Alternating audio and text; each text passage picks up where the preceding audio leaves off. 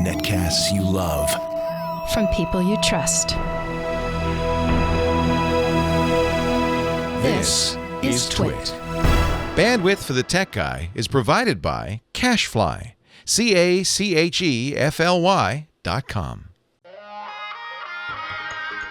Hi, this is Leo Laporte, and this is my Tech Guy podcast. This show originally aired on the Premier Network's Sunday, August 16th, 2015. This is episode 1212. Enjoy. The Tech Guy podcast is brought to you by NatureBox. NatureBox ships tasty snacks right to your door with over 100 flavors to choose from, like Asiago and cheddar cheese crisps. You'll never get bored of snacking again. Get your first NatureBox on them at naturebox.com/twit.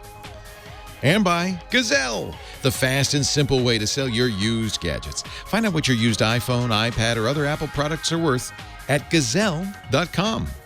And by ZipRecruiter. Are you hiring? With ZipRecruiter.com, you can post to 100-plus job sites, including social networks, all with a single click. Screen, rate, and hire the right candidates fast. Try ZipRecruiter with a free 4-day trial now at ZipRecruiter.com/techguy. Well, hey, how are you today? Leo Laporte here, the Tech Guy. Time to talk about computers, the internet, home theater, digital photography, stuff like that. You know, anything with a chip in it. Smart watches, smartphones, all that jazz. 8888 Ask Leo. That's my phone number if you want to call me. 888-827-5536. Toll free from anywhere in the U.S. or Canada. Outside that area, well, just use Skype and you can reach us too. We get callers from all over the world. It's always fun. Love doing that. Website, good to keep in mind, is techguylabs.com. techguylabs.com, because that way you don't have to write anything down. Everything's on the website, so you just go there. And after the fact, audio and video, and you can leave comments and suggestions and, say, hey, I got a good idea. And we love that. It's free, no sign up, techguylabs.com. You know who had a good idea? Jessica Alba. She's a movie star, right? I seem to remember her in what is a surfing movie about Hawaii, Blue Pacific or something, right? Was that it? You're nodding as if you know. She has a new company. I guess she must have had a baby, because she was trying to find diapers and toothpaste and household goods that didn't have, bad stuff in it, toxics, she says. She was looking for non-toxic products about 4 years ago. So she created a site called Honest, and the Honest brand. Expensive, yes, more expensive because it's a premium product with no pollutants. I don't know. I just use what's on the short store shelf. I'm probably poisoning myself slowly, but she didn't want to do that to her baby. So I can understand that.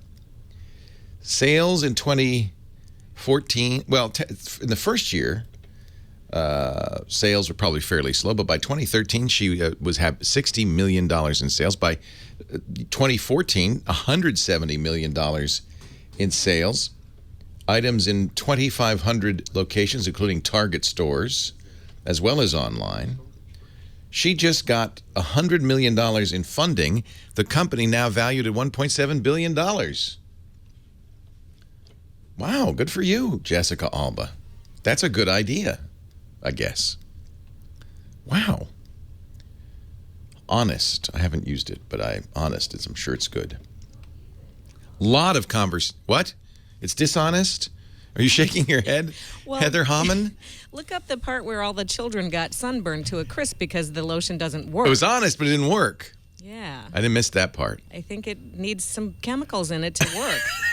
You pick one. Yeah. Anyway, the reviews are mixed. For a while, I had a friend who was didn't want to use a deodorant that had aluminum in it of any kind, because I guess that for a while some study linked that to Alzheimer's or something. The problem was it didn't work without it. So yeah, I think there's I feel like our environment's toxic, so what the heck. Anyway, not for me to say. I'm the tech guy, not the toxic guy. I don't know this stuff. Ask Dr. Dean. next time you see him. Scooter X points out it's been improved. It works now. But there were pictures of sunburned children. Well, that's Break your not good. heart. Sun is worse than the toxic in the sunscreen, I would bet. I would guess. Everybody's upset about Windows 10. I don't, I'm curious what you think about this. Now, see, I like Windows 10. And yes, Microsoft, like everybody else nowadays, walks you through. If you wish, you can just say, install it with Express settings. But if you say no and you find the little fine print that says, okay, you want to do this one by one? Okay, let's do this. And then you go through a set of complex privacy settings that rival Facebook's page after page, saying no, don't. But as you do this one by one and turn off all the privacy settings, as you do this, you lose functionality bit by bit. You're basically taking all the good stuff out of Windows.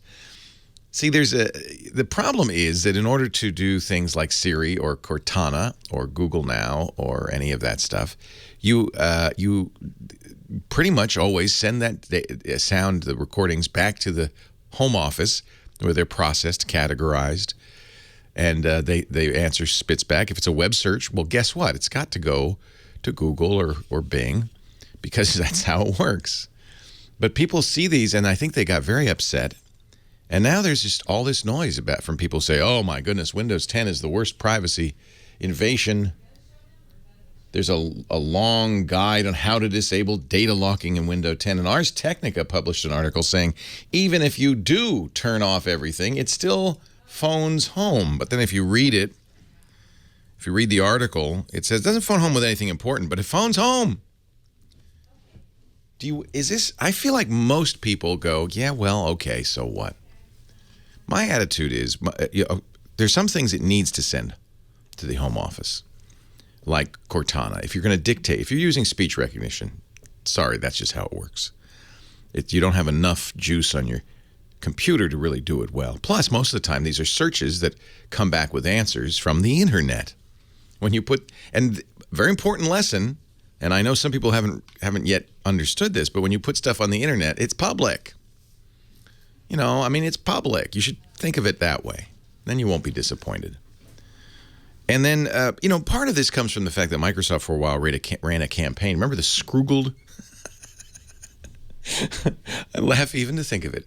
Campaign Microsoft was waging against Google. Google, they had a guy who reads your email, Gmail man. It's reading your email. Stuff like that.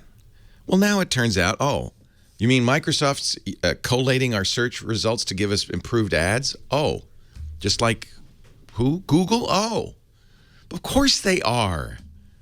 And who cares? I want better ads. Give me better ads, please. Please give me ads that are for things I'm interested in. That doesn't bother me. It bothers people, though. And if it bothers you, maybe the computer and the internet are not things for you to use, and you certainly shouldn't have a cell phone, because that's the worst of all. Everything gets sent back to the home office on the cell phone. We just found out that AT&T has been particularly cooperative with the NSA. AT&T, not only a phone company, but of course they're a big major internet service provider. The National Security Agency lauded the company's, quote, extreme willingness to help. What can we do? What can we give you? What information would you like? According to the New York Times, AT&T's cooperation has involved a broad range of classified activities from 2003 through 2013, but I got to figure it's still going on. They gave the NSA access through several methods to billions of emails that have flowed across its domestic networks. It's pretty much everything, right? Technical assistance in carrying out secret court orders permitting the wiretapping of all internet communications at the United Nations. Oh. The NSA's budget for AT&T in 2013 was twice that of the next largest phone company. NSA had, with AT&T's assistance, installed surveillance equipment in 17 of its internet hubs, far more than Verizon. And AT&T engineers were the first to try out new surveillance technologies invented by the NSA. One document reminds NSA officials to be polite when visiting AT&T facilities, noting this is a partnership, not a contractual relationship. Wow. Wow. So people who are worried about Windows, see, I figure an ad agency knows more about what I like. I'm going to get more targeted ads. A government knows about me. There could be other consequences. Governments own armies. That might worry me a little more. I think sometimes we worry about the wrong things. And you know what? If you're using a phone, if you're on the internet, if you're sending email, assume the NSA is watching. They are. Leo Laporte, the tech guy. Your call's next. What do you think? It's all techno panic. Leo Laporte, the tech guy, in 8888. Ask Leo. I don't know what to think about privacy. I feel like if you really want privacy, you're going to have to go to some great lengths. And just as with Windows 10, if you want to really protect your privacy, you're going to give up some stuff. Like a phone. 8888, ask Leo. Heather Hammond is back. Happy birthday. I haven't had a chance to say happy birthday to you since your birthday, which was a couple of weeks ago. You took some time off. You enjoyed yourself. You went to a rock and roll festival. Mm-hmm. Did you see Elton John at the Rock and Roll Festival? I went the other day. Oh. And saw my boyfriends in Black Keys. Black Keys, I like. That was the Outside Lands Festival in San Francisco. My son went too. You know, he just turns 21 in a week. And he told me that the best show of the whole festival was Sir Elton John. And that's what the kids said last year about Paul McCartney. McCartney? I can't. That sounds like a familiar name. Yeah, well, sometimes these old guys, c'est moi, know a thing or two about performing that the young folks could watch and learn. Anyway, we missed you, but thank you and happy birthday. Thank you for coming back, and happy birthday. I really didn't have a choice. No, I'm kidding. Well, it is a job, we all have to work for a living. I kind of need it. And, the Black Keys didn't take me with them on tour. You had hopes, though. You were always, yeah, I don't blame you. Keep the flame burning. Who should I see you've lined up a lovely panel of callers today. Yeah, let's talk to Frank in Lemon Grove. He kind of did an oops, I think. And I just like the name of the town. Hey, Frank, Leo Laporte, the tech guy. Yeah, I did it. I did an oopsie. Oops, I did it again. What'd you do? Well, I called the 800 number they told me to call because I couldn't get on. My computer was completely failed. The old sign comes up. Yeah, they said, call this number. Yeah, and then they put the little blue thing on there. Leave this page, and you click that. No, it's not going to leave. Wasn't that a little bit of a hint that these guys were not, Microsoft? Well, yes, you're right. Well, they had the Chrome logo on. Oh, the Chrome logo. And then they had the Apple logo on the other part that they kept saying, okay, you have a security malfunction. With an Apple logo, and you're on a Windows machine. Yeah. No. You're on an Apple machine. Yeah, I'm Mac. Oh, so they were smart. They knew what kind of machine you were on. Evidently. And then what happened? Oh, yeah. Did you get suspicious? At what point did you go? Yeah. Oh, yeah. I was suspicious right away, but I couldn't get the thing off. So you called them? I called them. Yeah. And I can't get your stupid spyware thing off my computer. Could you help? Oh, yes, sure. We would be glad to help. Well, yeah. And then, so basically what happened after, a fair amount of time, they showed what was going on with my computer, that they did. They showed what was going on. Yeah. And you had calls from, some far off country. And, did they know it was a Mac? Well, yeah, they did. Okay. So they told you to run some program, right? Well, not yet. There's more. They actually told me that they were Mac. Yes, we are calling from Apple Security Incorporated in California. Not Apple. What they call Mac? Oh, gee, Apple. Apple Care. I am calling from Apple Care. They have a message for you from Moose and Squirrel. Well, it wasn't that particular accent. It was. The accent's irrelevant. It's. He was the one that talks like this, Let's not start making fun. All right, Well, why no, not? it was Let's. that way. But Yes. anyway. This is a factual description of Anyway. what happened. Yes. So basically, they said it's going to take an hour and a half, and don't touch anything. Don't do anything. So I said, okay. I was going to go to my bank, and they were asking for $300, to fix it. Apple Care. Oh, you'll get 3 years in this, 2 years of that. The regular Apple Care deal. Yeah, they're pretending it's Apple Care. Sure. Yeah, they are. Apple Care, by the way, this does not happen this way. Go ahead. But anyway, go ahead. Right. Now, I understand that now because I called Apple Care. genius. I am ready to help you. Yeah, during this time, I called Apple Care. Oh, good. He said, "Yeah, this is It's a basically scam. the scam deal." And so while I was on the phone, I could see them on my computer. They were just starting to go into my hard drive. Did you call Apple Care on the other line while they're doing this? Yeah, on a different line. So smart. Good. Yeah. So anyway, the guy and I said to the Apple person that I was talking to, because he was really nice, very helpful. Yeah. I said, and I was looking at the computer while I was talking to him, and I noticed they were just going to go into my hard drive at that point.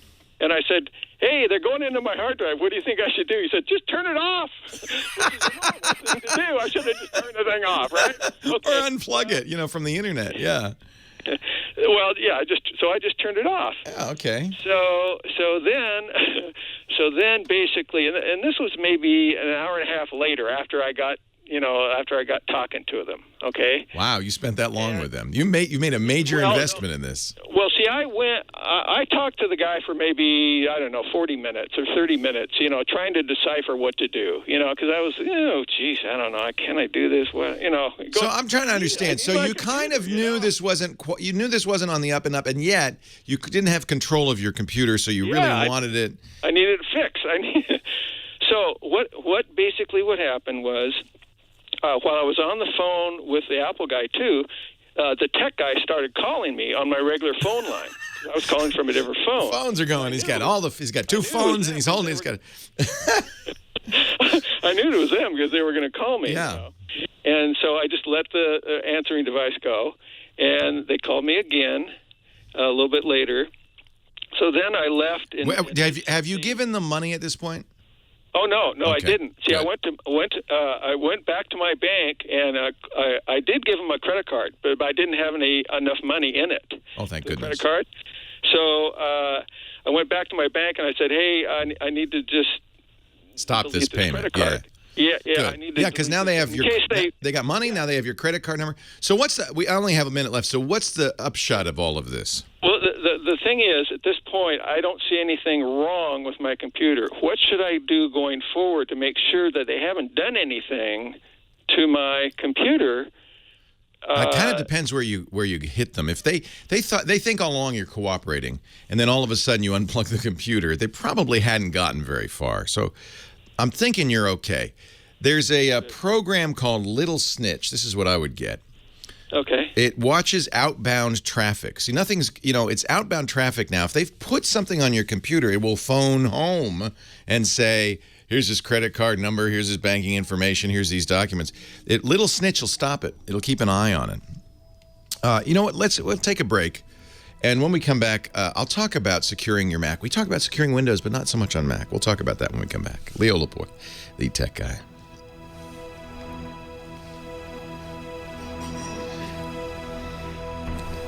That's quite a tale of woe. Whoa. These are more Michael McDonald pictures from yesterday's screensavers. That's Becky Worley testing out the ostrich pillow. Okay, I think I should throw it out now. I think I've used the ostrich pillow enough to justify $99. We were trying on glasses.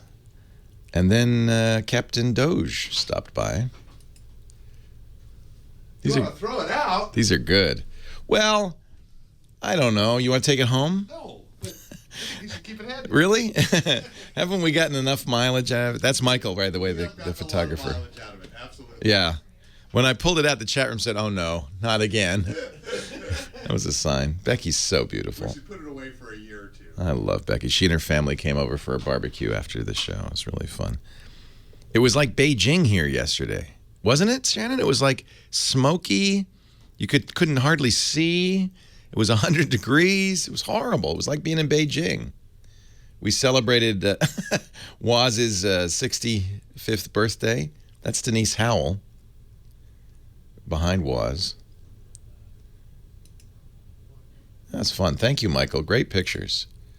So we've seen them all now. I'm going to cherish those.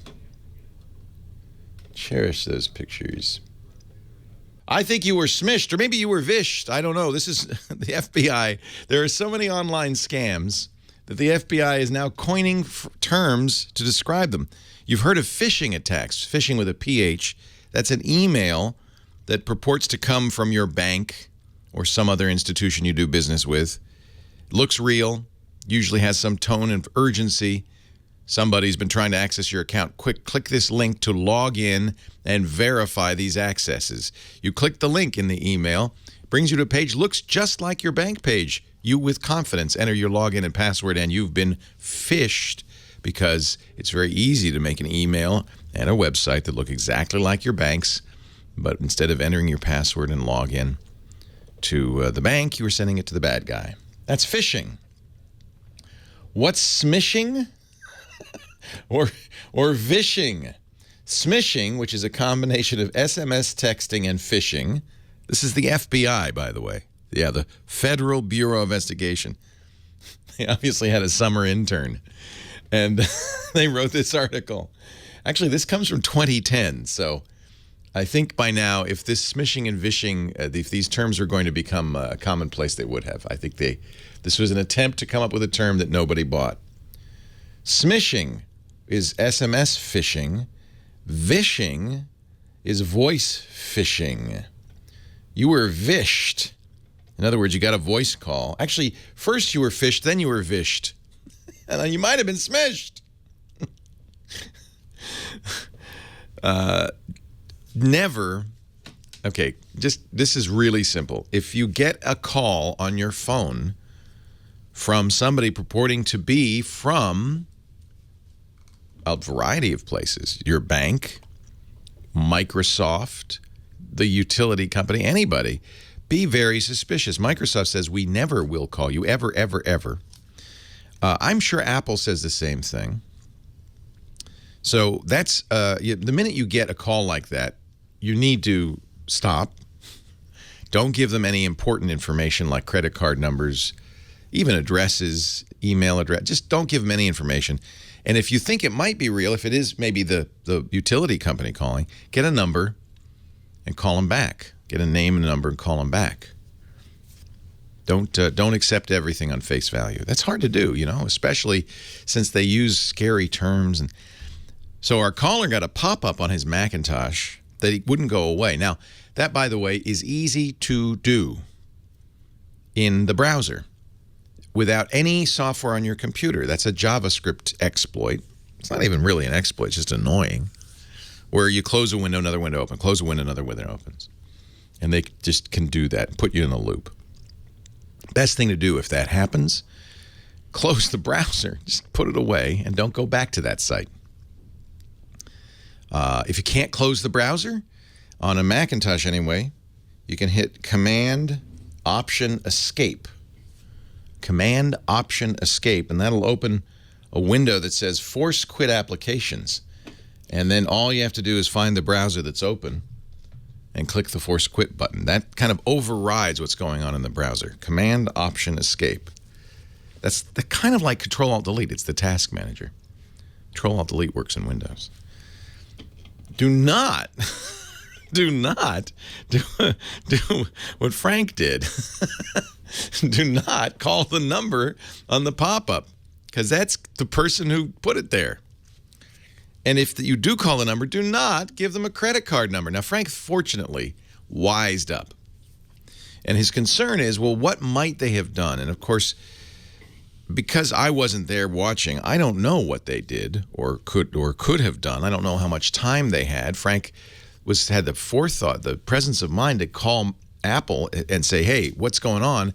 And the Apple guy, who should have said immediately, just unplug your computer, finally got around to that.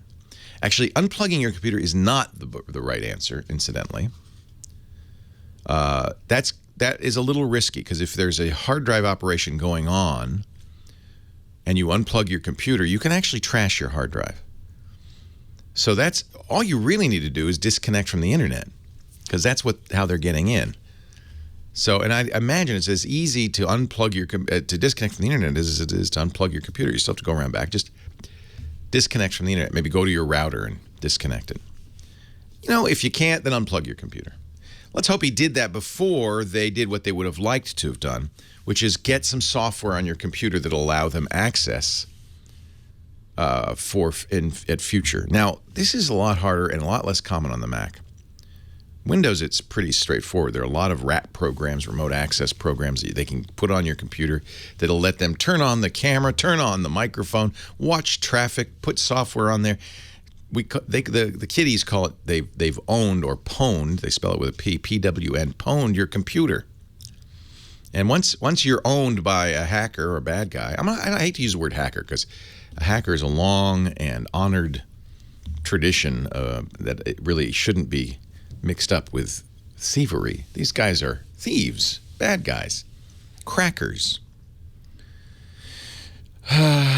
It's possible they did get something on your system, and so if you think they had enough time to do that, then you probably should wipe your system and start over. Apple makes that very easy. You can reinstall your operating system without losing your data. You reboot the system and hold down the Command and R button as you start up. That'll give you a chance to repair the computer, reinstall. And then what they do is they move the old system files into a folder that's called Old System Folder. Throw that out, and probably you're okay. Little Snitch is a handy little tool. It's not free. It's a shareware tool that will watch outbound traffic. You should also turn on your firewall. It's built in to your Macintosh in the Security tab of the System Preference panes. Turn that on. Make sure the firewall watches and blocks incoming traffic, and you can turn it to the highest settings for a little while. But Little Snitch watches outbound traffic. If they put something on your system, it will need to communicate with the bad guys. So this is kind of the reverse of a firewall. It's an outbound firewall that watches outbound traffic, which actually a good firewall should do. But neither Microsoft nor Apple does that. So securing a Mac is not very complicated. If you have a late model Mac, you should go, open up your system preference panes, go to the Security tab, and turn on a few things, security and privacy. Turn on the firewall. Turn on your firewall, and that really prevents unauthorized applications, programs, and services from accepting incoming applications. That's a good idea. You should probably require a password after sleep and turning it on. You can take a look at the privacy settings in there. All of those are good things to do. And then there's something called Gatekeeper on late model Macs that I highly recommend you turn on. By default, it's actually turned on correctly. By default, Gatekeeper says you can only install software from Apple itself or from developers who have taken the time to identify themselves to Apple and get a certificate. And that means if you're installing software from one of those two places, it's safe. The normal old school setting was you can install software from anybody. That's dangerous. The good news is by default, it's set to that medium setting. If it's not, then you should go in there and turn it on. If you turned it off, I'm trying to remember where that Gatekeeper setting is. Yeah, it's right there in the Security and Privacy tab. So set it to Mac App Store and identified developers. That's the default. That'll protect you too. Okay? Leo Laporte, the tech guy. More calls right after this.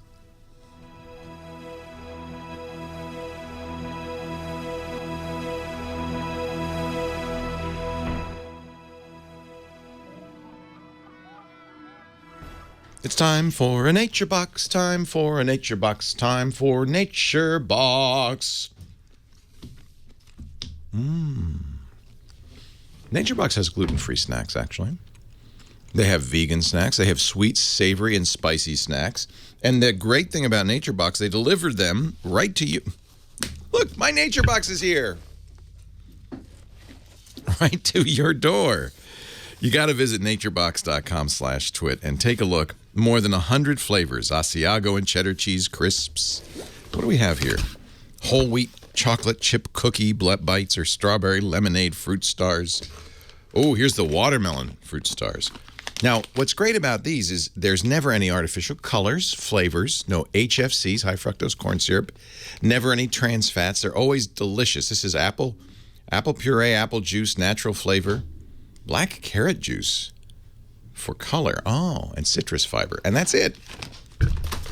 Ooh, you like spicy? Sriracha cashew chews or crunch? Spicy clusters of cashews and rice with Peruvian corn.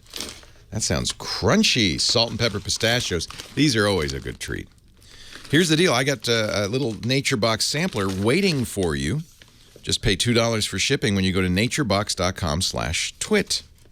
You'll never get bored. Nature Box releases brand new snacks every month. They're always full of flavor and not full of junk. So you'll be happy that you and the kids are eating them. At work, we have Nature Box too because we want our employees to be happy and healthy. And there's a smart snack guarantee. If there's anything you don't love, not that there's anything wrong with it, you just don't love, you say, oh, you know, this sriracha is spicy. Duh. Then just let the folks at Nature Box know. They'll replace it in next month's box. Easy, satisfying. You're going to love it. naturebox.com/twit to get a trial of their favorite snacks delivered right to you. And once you do, I think you're going to realize why we got several Nature Boxes every month. naturebox.com/twit. We thank them for their support of the Tech Guy podcast. Good morning, Leo Laporte, the Tech Guy, even if it's afternoon. Love the Beatles. 8888 Ask Leo. For a long time, we would play the Beatles' Happy Birthday song instead of the old-fashioned Happy Birthday to You. By the way, I can sing Happy Birthday to You because we at the radio station pay the ASCAP BMI license. But if you... Yeah, we'd have to take it out of the podcast. That's why when you go to Chevy's restaurant or somewhere, they go, happy birthday, happy birthday. Because in a commercial establishment or a movie or TV show, if they sing happy birthday to you, they have to pay Warner Chappell Music as much as $1,500. It is said that Warner Chappell has made $50 million off the Happy Birthday song, a couple of million a year. There's a lawsuit going on right now, a class action suit by a filmmaker who made a documentary about this very subject, and she put the song in it. She paid $1,500 to Warner Chappell Music, the license fee, and then sued him for the money back. And then they made it a class action, and now it's in court. Now we're waiting because it could be a while. It's in the judge's lap right now, both sides, both Warner Chappell Music, the publishers, and this filmmaker have asked the judge for summary judgment. They've said, Judge, Your Honor, we don't need to go any farther. You clearly have enough evidence. Just decide, which would be nice. At issue is, now this song, Happy Birthday to You, the melody is, there's no question, in the public domain. Good morning to you. It's been sung by kindergartners since the 1800s. But two kindergarten teachers added new lyrics to it and published it in a songbook. And it is a quirk of copyright law because it's thought that they wrote the new lyrics more than 100 years ago, well before the copyright would have expired long ago, if that's the case. But by quirk of copyright law, they published it after, I think, 1927. And, the current Copyright Act in the United States, we often call the Mickey Mouse Copyright Act because Mickey Mouse's first movie was in 1927. And now normally the copyright would run out in 60 years. That was 1987. But the Walt Disney Company does not want Mickey Mouse to become public domain. They want to keep owning Mickey Mouse. That's a profitable little rodent. So they go to Congress every few years, every time the copyright law is about to, the copyright of Mickey Mouse is about to run out, and extend the copyright length. Sonny Bono is the most recent member of Congress the late Sonny Bono, to propose it. It's the Sonny Bono Copyright Act, and he extended it. I think Mickey Mouse is now protected for some more years, considerably more years. But as a side effect, so is Happy Birthday and everything else published after 1927. Nothing after 1927 is in the public domain. And some years ago, 20 or 30 years ago, the music publishers, Warner Chappell Music, saw a little value in this copyright. They bought it for, I think, $25 million. And you have to pay them if you sing it. Not at home. I think you can sing it at home. So they really don't care if you sing it at home. But if you sing it in a birthday song at a restaurant, or if you sing it in a movie, you owe money. So we'll watch. We'll watch with great interest to see how that comes out. In the meantime, we can play the Beatles version of it. Actually, that's probably the same problem, isn't it? That's why in the movie they sing for She's a Jolly Good Fellow, which is not a birthday song, I beg to say. Paul, Columbus, Ohio. Leo Laporte, the tech guy. Hi, Paul. Hey, Leo. How you doing? I'm well. What's the matter? Well, by the way, love Carbonite. Great product. Had it for years. Nice. For your suggestion. Good. Thank you. Okay, couple different computers that this has happened with. I've got a Dell, about 6-year-old, XPS, I think it is, series desktop. Okay. It was a decent price, good computer. It's got an Intel Duo Quad processor. Yeah. And 2.4 gigahertz. Okay. When I do the scan for the Windows 10, it says CPU not supported, and that's all the information it gets.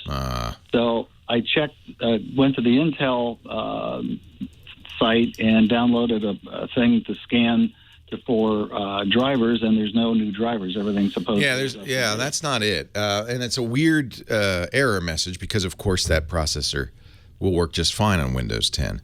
On the other hand, you're getting that information from Microsoft, the makers of Windows 10. And if they in their testing have found that there's an issue with Windows 10 in that machine, I would listen to them. Sure. Because you don't want to have problems. I guess you say it's a quad core. Intel Core 2 Quad. Yeah. Core 2 Quad. I think the Core 2 Duos were the oldest processors. Yeah. I do see issues with the Core 2 Duo. I guess that would be extending to the Quad as well. So that is odd. You're right, because Microsoft obviously wants to preserve. I mean, it's only 6 years old. Yeah, I want to upgrade, but in the meantime, it'd be nice to have it. So you think they will resolve that, or is it just going to be one that doesn't happen? I'm seeing a lot of people who tried to install it despite the message, and we're having lots of problems. Okay. So I'm not going to do it. Yeah, I don't know if it's not a driver issue. I don't know what the issue could be, frankly. What is the operating system you have on it now? Windows 7. It's so weird because if 7 works, it seems as if 8 should work. Yeah, well, that was my thought. Get what you want to get. Get the motherboard drivers for your motherboard. Okay. That will update the most important drivers. Get those and then rerun the checker. Okay. Another machine a friend had that got the invitation back and said, go ahead and run it if you want. She did. And the installation went pretty smoothly. Then the next day, when she's looking around for different programs, she lost several programs. Even an Office, with Office 2010, I believe she could find Outlook and Word, but like PowerPoint and Excel weren't there. Yeah. And she did a search on the machine, and they're not, they're just not there. Would just reinstalling it? Try reinstalling it. Yeah, it sounds like a bad install. Windows 10, the process has been remarkably trouble-free, but when you have hundreds of millions of people installing it, even if 0.1% have a problem, that's thousands. Sure. So she is unfortunate. Windows. Yeah, I'd roll back. There's a rollback option for 30 days in the recovery control panel. Roll back and try it again. Leo Laporte, the tech guy.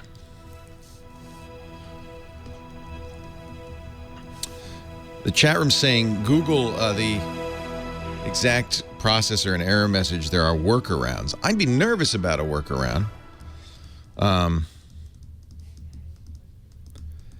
I feel like waiting would be all right. What you want to do is make sure you have all the latest motherboard drivers. And then run the compatibility checker. I hate to say do it anyway, obviously, because it sounds like problems. So I don't know. I do not know. Is it hot out there, John? Let me go see. Well, I mean, in here, in the studio. No, it's good. All right.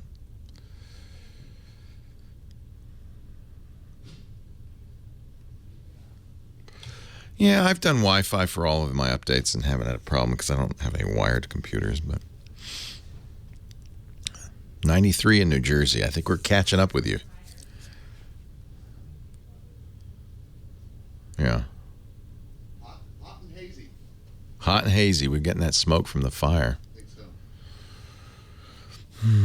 It's an issue with onboard CPU security.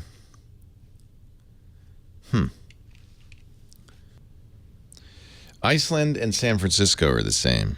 Although I guess it was 80 yesterday in San Francisco. It was hot in San Francisco. When it's 80 in San Francisco, people are just, it's too hot.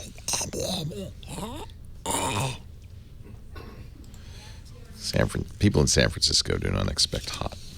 68 in Bloomington? What?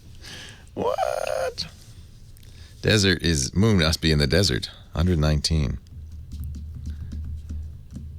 Yeah, it's nice and chilly in here, which is great. It's the NX instruction set. No, any Core 2 will have an NX instruction set, right? Yeah, the Comrex works great. If you hear my Bill Handel hits, sounds like I'm right there, I think. Yeah, so I don't, I think that the compatibility message he's getting is not complete. Yeah, P4 though, but this is a Core 2. This is way later than that. Boot Camp for Windows now. Boot Camp now supports Windows, which is nice. Oh, it's not. It may not be enabled. Ah, interesting. Interesting.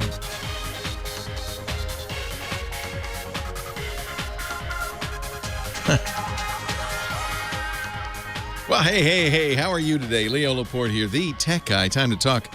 Well, let's see. Computers, yes. Windows 10, Windows 8, Windows 7, Marquardt Macintosh, or any of those things, Chromebooks. Time to talk about the internet, of course, and home theater, digital photography. Our photo guru, Chris Marquardt, joins us in about half an hour from right now. Travel guy Johnny Jet next hour. He was traveling on our last show, so he's moving over to today. And, of course, you'll appear, too, at 8888 Ask Leo. That's the phone number, 888-827-5536. It's an interesting conundrum we seem to be going through with Windows 10 compatibility. It felt like, and I almost feel like Microsoft said, if it runs Windows 7 or 8, it will run Windows 10. But I guess that's not the case, is it? There are some issues. The good news is Windows 7 is still a great version of Windows. Love it. And will be supported for years to come. So there's no urgency to go to Windows 10. I do like Windows 10, though. I've been very happy with it. Laxman in Fort Defiance, Arizona. Hey, Laxman, Leo Laporte, the tech guy. Hey, good morning. Good afternoon. Good afternoon. Oh, you didn't eat all the chicken? I did not eat all the chicken. Good. Save some for Heather. Yes, Heather, there's some chicken for you. Okay, here's my question. When you type password in iPhone, yeah, the actual characters show up and then turns to dot. They turn to dots, yes. Sure I'm sorry? Yes, that's exactly right, and I hate that. It doesn't show actual character, just dot. It's for security purposes. So the theory is, I think this is super stupid, and it drives me nuts. And I wish companies would at least put a setting. If you're going to do this, put a setting in the phone that says don't hide passwords with dots. The idea is, well, if you just saw the password that somebody could look over your shoulder and see your password, okay, but let me worry about that. And anyway, they do show the letter before it turns to a dot. They show it just briefly enough so you can't be sure if you really typed the right letter. This system means I mistyped the password many, many times. Almost always on smartphones. I mean, the keyboards are small. They're hard to use. The iOS keyboard is egregiously awful. Bad enough that I stopped using Apple's stuff, Apple's iPhone, because it's all caps. You don't know if you're in caps or not. And, of course, all my passwords I have mixed lower and uppercase, as should yours. That's, mix it up. Problem is I can't be sure. Am I in caps? I'm not sure. And then it shows it so briefly. Was that a capital A? Was that a lowercase a? What was that? And then now it's dots. Some devices don't even show the letter briefly. You type in dots. And I think it's the security merits are highly dubious. First of all, if somebody really is looking over your shoulder, they could see where your fingers are. They can watch you type the password. In fact, the best thing for them to do would be just merely record the typing of the password so that they could, at a later time, steal it. Don't type your passwords with somebody looking over your shoulder, okay? The dots do not save anything. They do not protect anything. Please, mobile phone, and this is true on Android as well as iPhone, get rid of the dots. Occasionally an application, and I love it when they do this. More and more this is happening. Facebook does this, I think, right? At least it seemed to do it for a while, where if you mistype it once, then they don't show dots anymore. It's like, okay, we'll stop with the silly games and let you see what you're typing. Thank you. Because then if I mistype, I can backspace. The dots are dumb. No more dots. Show us the letters we're typing, so that, especially on mobile, where the keyboards are not very useful. Good news, Apple will finally, it took them 9 iterations, but finally in iOS 9, which comes out with the new iPhones this fall, it's baffling to me why they've done this for years. They will show you the case on the keyboard caps will change when you're in upper and lowercase. So if you're in lowercase, it'll be a lowercase a on the keycap. I mean, really, Apple? Because this is like, it's not a typewriter. I know on a typewriter it's uppercase. It has to be because you can't change on a typewriter. But this is not a typewriter. You can go upper and lower. It's just a convenience factor, that's all. Somebody in the chat room saying, it's a first world problem, Leo. Yeah. I think the dots are not. We've actually talked about this on our Security Now program with a guy who is as paranoid as you can get about security, Steve Gibson. And even he thinks dots is dumb. Dots is dumb. 8888 ask Leo. That's the phone number. I agree with you, Lax Man. Ronald in Laguna Niguel. Leo Laporte, the tech guy. Hi, Ronald. Hi. I have a problem with Picasa.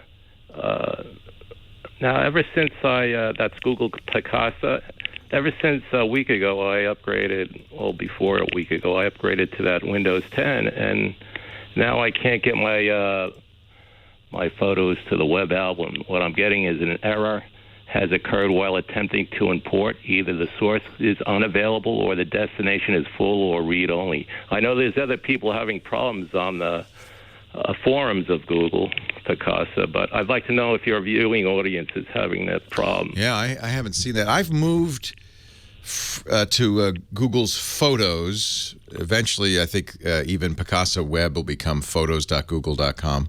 But the software is very good, and I've recommended it for years. It's free. It is a great photo manager, has some simple editing. So you're saying the software on the desktop is working, you just can't upload. I can't upload it to web albums now. Ever since I installed that Windows 10, it has something to do with that. It won't go into my web album. And that's still Picasa. I'm just looking. Picasa Web is still there. It hasn't gone away. Like I said, I believe that Google will replace it. I've just gone to PicasaWeb.com, and it does say new and improved photo uploader. Easier uploads to Picasa web albums. This is from February 2011. I think you probably. No, I have the latest version. Google, why does it say new and improved? It's been out for 4 years. No, I have the latest. Yeah. It just Google fooled me. They tricked me because it says new and improved photo uploader. They obviously are not paying a lot of attention to Picasa Web. I wonder if that's. There's something wrong with when it upgraded to Windows 10. It's something to do. Gosh, I don't know. I would guess that it's specific to something going on your system rather than a global issue. But it may be that Windows 10 has, some specific problem with Picasa Web. I can't imagine that they do.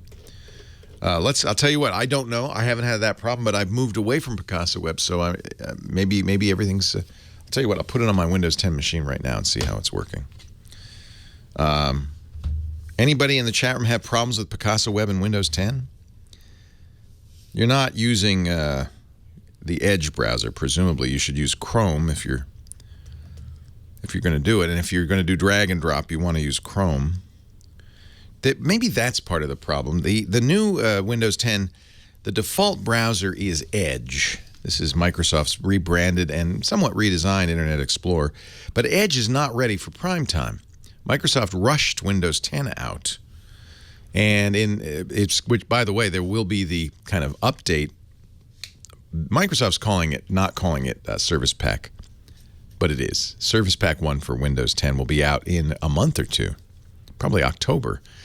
And at that point, a lot of this will be fixed. Edge is not fully baked. It doesn't support plugins. And for that reason, Microsoft still puts Internet Explorer on Windows 10. You just have to look for it. If you hit Windows key and start typing Internet Explorer, you'll see it and you can run it. So there are little bits of Windows 10 not complete. That's the biggest one. Maybe that's related.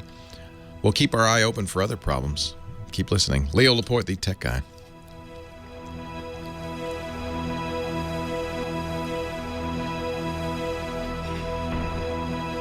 Yeah, I'd certainly, as I have, use Chrome on Windows 10, not Edge. Let me just download Picasa on my Dell here and see. Oh, you know what? This is interesting. Download Picasa, Windows XP Vista 7. It doesn't mention 10. Maybe it's not compatible.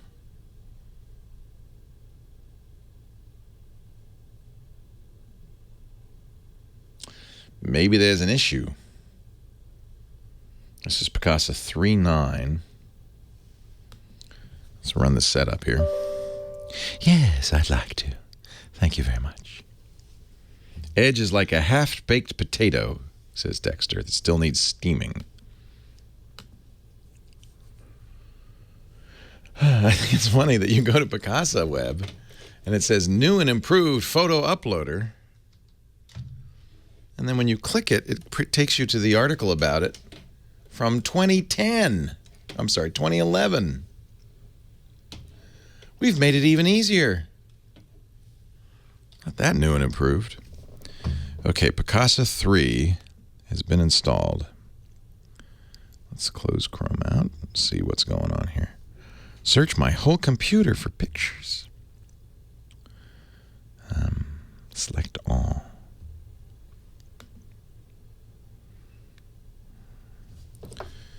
Picasa 39 not installing in Windows 10 Pro 64-bit. Okay, so this is Windows 10 Home 64-bit, and it is working. It installed just fine, and I'm running it.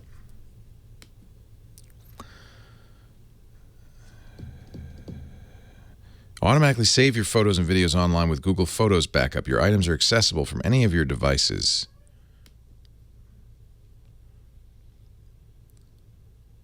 So they clearly want you. I'm not going to do that. All right. Let's see if I can upload.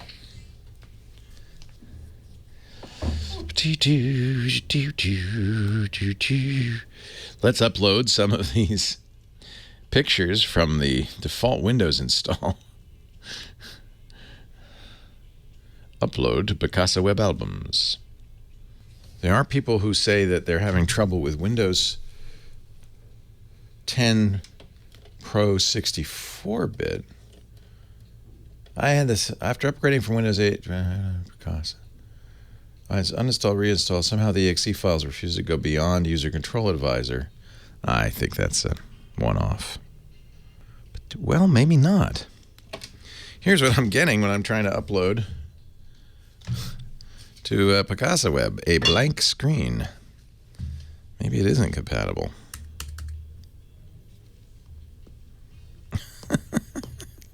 Leo Laporte, the tech guy. Well, here's an interesting thing. So I thought, because Ronald was having trouble with Picasa on Windows 10, I thought, well, let me install it and see if I can upload.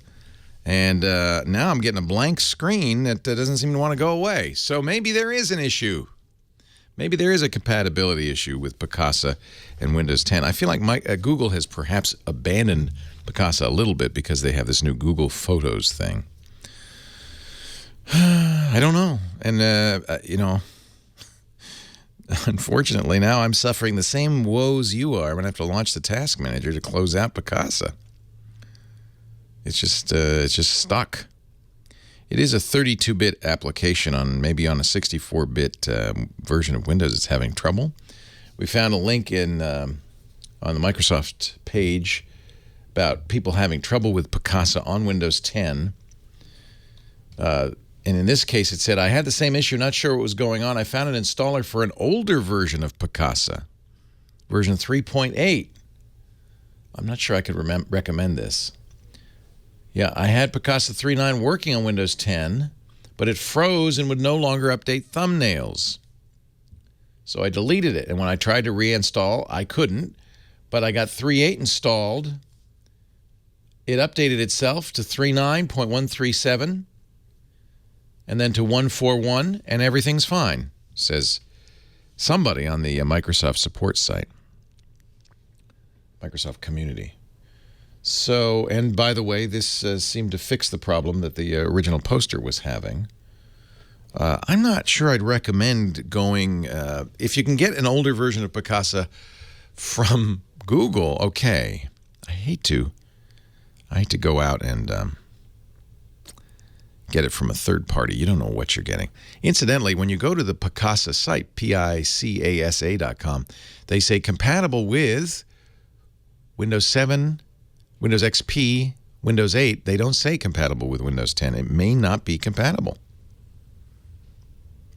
So that's on Google. But remember, Google and Microsoft, there's not a lot of love lost there. Maybe this is something going on. Maybe this is something Microsoft will fix. Maybe it's something Google will fix. Maybe it's something that will never get better. I don't know. And now I'm going to have to change my recommendation for the best free photo editor for Windows.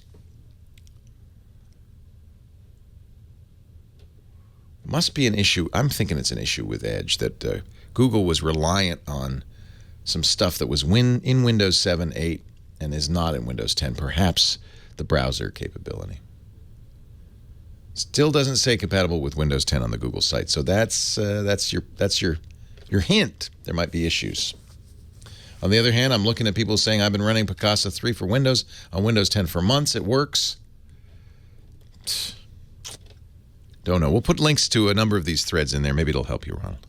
And we'll keep listening. If you've had problems or if you've had a problem and solved it, you know, another way you can do this is go to our website, techguylabs.com, and write a comment there on Ronald's question. That would help. We'd appreciate it. Stephen in Los Angeles, Leo Laporte, the tech guy. Hello. Hey, Stephen. This is my problem. I have DirecTV. Great. I like it.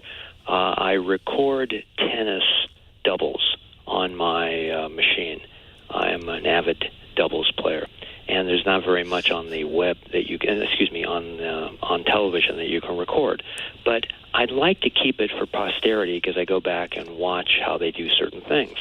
Is there any way to record it onto another hard drive so I can play it later on. I've been told that if I switch, there's no way of saving it. I either keep this machine and that's it. And there is a USB port in the back. Yeah, that's not useful. What you want to do is something that we call digital video extraction. You want to. This is a common thing. You got a DVR. DVR is just a computer with a hard drive. You're recording television on that hard drive. Why can't I connect something and copy the file so I can burn it to DVD or save it? Well, I'll tell you why. Television and folks are very paranoid. They're afraid you're going to pirate it.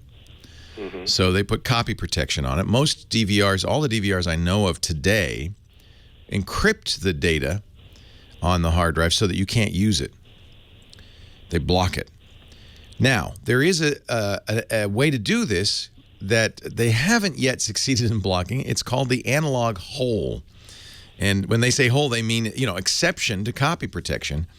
And that means, and the reason this works is if you're going to hook that DVR up to a TV, you've got to be able to play back that video on the TV. There must be some process where it gets decrypted so that you can look at it on your television. So the secret to burning a DVD or copying it is to connect something to that DVR that the DVR thinks is, oh, that's just a TV, except it's not. It's a recorder. And it will play it out the analog ports. You can't do this on HDMI. You'd think you could, the digital ports, because HDMI has copy protection on it. And if every device and the cable aren't HDCP compliant, that is high-def copy protection compliant, it won't play. But analog, they don't have a way of doing that. There's Macrovision, but I don't think they employ that. So what you want to do is look on the DVR, not for a USB port. That's digital, not going to work. You want to look for an analog port out. That's the red, white, and yellow connectors. Mm-hmm. Or you could use the component connectors. Those are yellow, green, and blue, I think. I can't remember. And connect those to a recorder, which takes an analog input and then digitizes it. That's the only way you can do it. It's expensive. You've got to buy a box, analog to digital video converter, ADV-C box, and then connect it to a computer. Put the computer in recording. Somebody's telling me, bad news. DirecTV DVRs don't have analog outputs. I don't think they do. You know why they don't? But you can't do that. They found a way to block the analog hole. So I think you're out of luck unless I'm looking to see if anybody in the chat room has figured out. Because the next step is, can we hack it? That's the question. Yeah, can we hack it? And that I don't know about. And people have to be careful because the Digital Millennium Copyright Act explicitly says it's illegal to reverse engineer copy protection and spread the good word about it. Well, I don't intend to. I just speak. No, you're not a pirate. No, I just. I know. Most people aren't pirates, and in fact, guess what? If you were a pirate, you'd know how to get around this. That's right. No problem. It'd be like, oh yeah, well, that's not going to stop me. But it's so really copy protection. I think it has an unintended consequence. It teaches honest people how to be pirates. There is a device that will stream to iOS, Android, Mac, and PC, but that's not going to help you, the Genie Go, because you want to save it. Right. And those devices will not save it. So I just don't know what to do. You can't use the digital output devices. Those are copy protected. Well, I'll keep an eye peeled, but my initial thought is you just can't. Leo Laporte, the tech guy.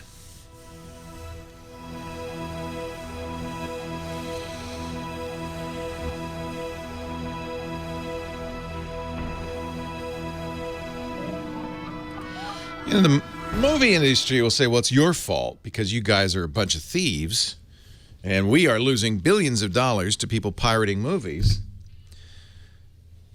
But I don't think if that's the case, then I guess this copy protection stuff isn't working because I am not a fan of copy protection. And interestingly, the music industry and the gaming industry have both abandoned it for the most part. The only people who still do copy protection are movie and TV people. And then, of course, they force that on the DVR makers. And DVR makers that don't do that get rapidly put out of business, like Replay TV. And the original TiVo box had no encryption. In fact, I wrote a book on how to extract video from the original TiVo box. It was still hard, but you could do it. Then they came out with TiVo 2, and they started encrypting. Pirates, have lots of other ways. So this monoprice product will... Yeah, that was a good book. Leo Laporte's Guide to TiVo. Yeah, but this isn't going to help you because it doesn't have component out. Apparently, it only has HDMI out. Yeah, Steam is a different... You have to play it through Steam, so that is in a way. Yeah, I guess you're right. By the way, that's why game companies love Steam. So we have a few of these. We have some that we got like this online that just happen to strip out copy protection. I don't understand why. Somehow. Hey, Chris Marquardt. Hello. How are Good you, my day friend? to Petaluma. How are you? I'm great. Good day. Good. To wherever you are, the Viewfinder Villa. Where is it? It's not That's Tübingen. where I am. It's outside Hanover. Hanover, that's right. Hanover, somewhere way further up north in Germany. Is it really It's much more cold in the flat winter? here. Well, we get snow. We get, what do we get? -5, -10. In cold winters, -20. So you're kind of near Hamburg? It's about a 1.5 2 hour drive up to Hamburg, yeah. Ironically, Pretty close. we'll probably be closer to you when we go to Copenhagen next year than we were when we were in Germany. Oh, so you got Copenhagen planned. Beautiful. Love it. I'll be going to Donegal, Ireland in fun. just a couple of weeks. Actually, I'll be here next week, but the week after that, I will be holding a workshop tour in Donegal, beautiful northwestern tip of Ireland. Amazingly wild landscape. Is that going to be a workshop? It's going to be a workshop, yes, and some vacation padded on the front and the back. So You got it working, man. You got it working.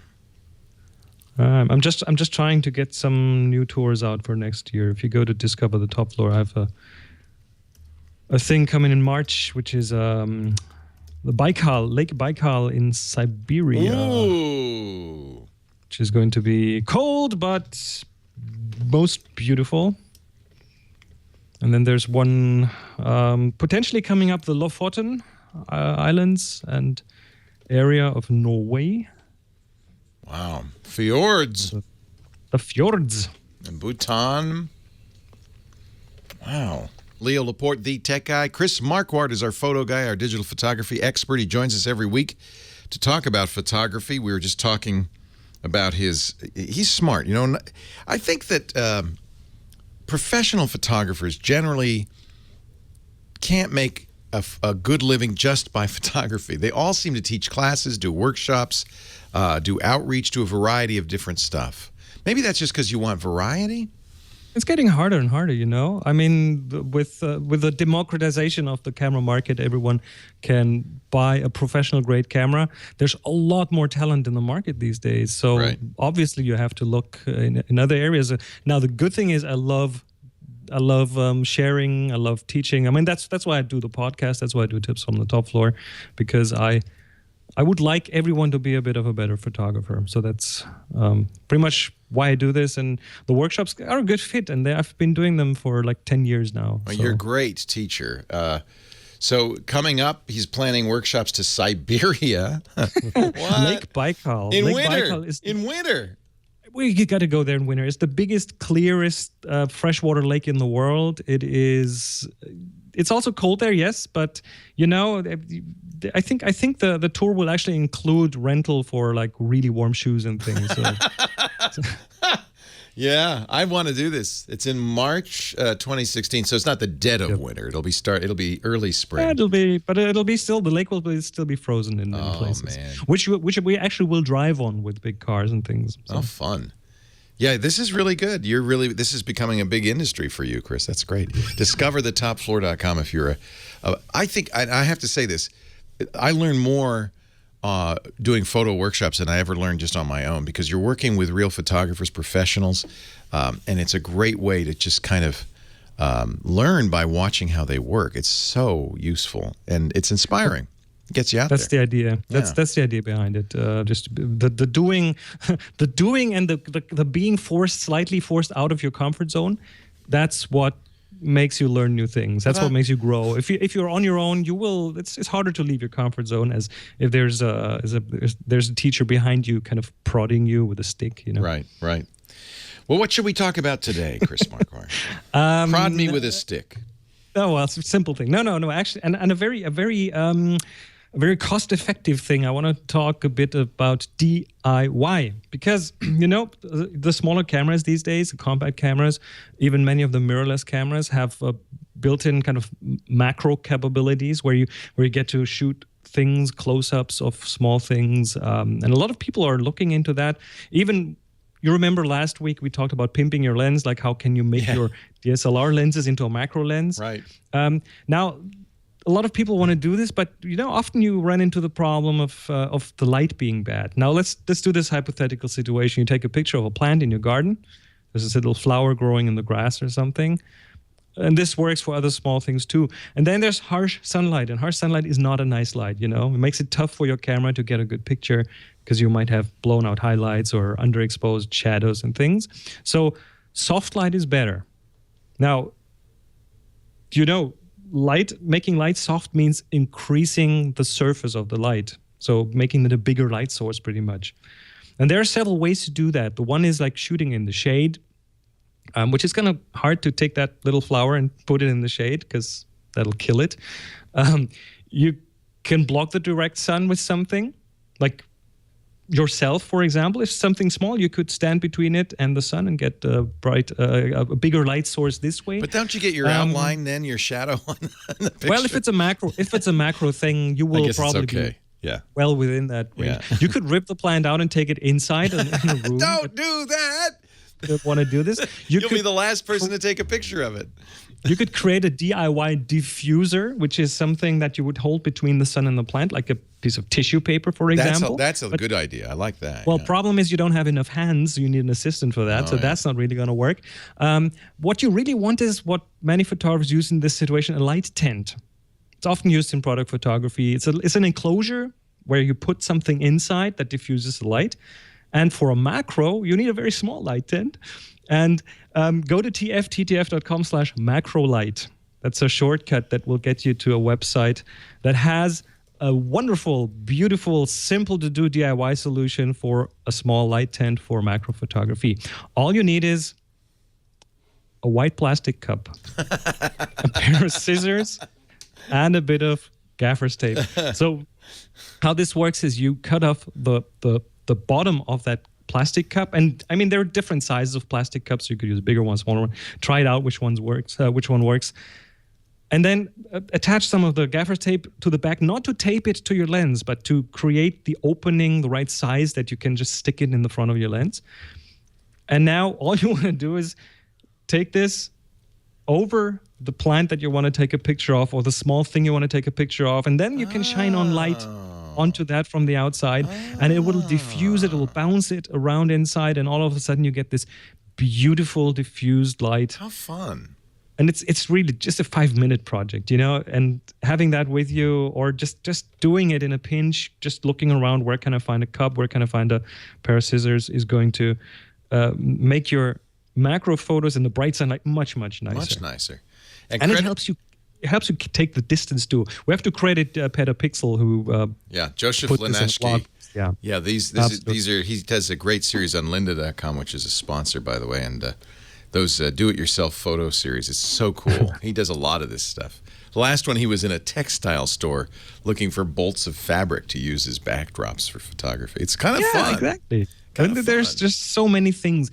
With this kind of thing, you could probably buy something like that from an expensive manufacturer in a specialized photo store. But very often you will find these simple, household items that will completely replace it. And the truth is, a lot of professional photographers use these kind of things too. Yeah, don't feel like you're kind of being an amateur when you do this.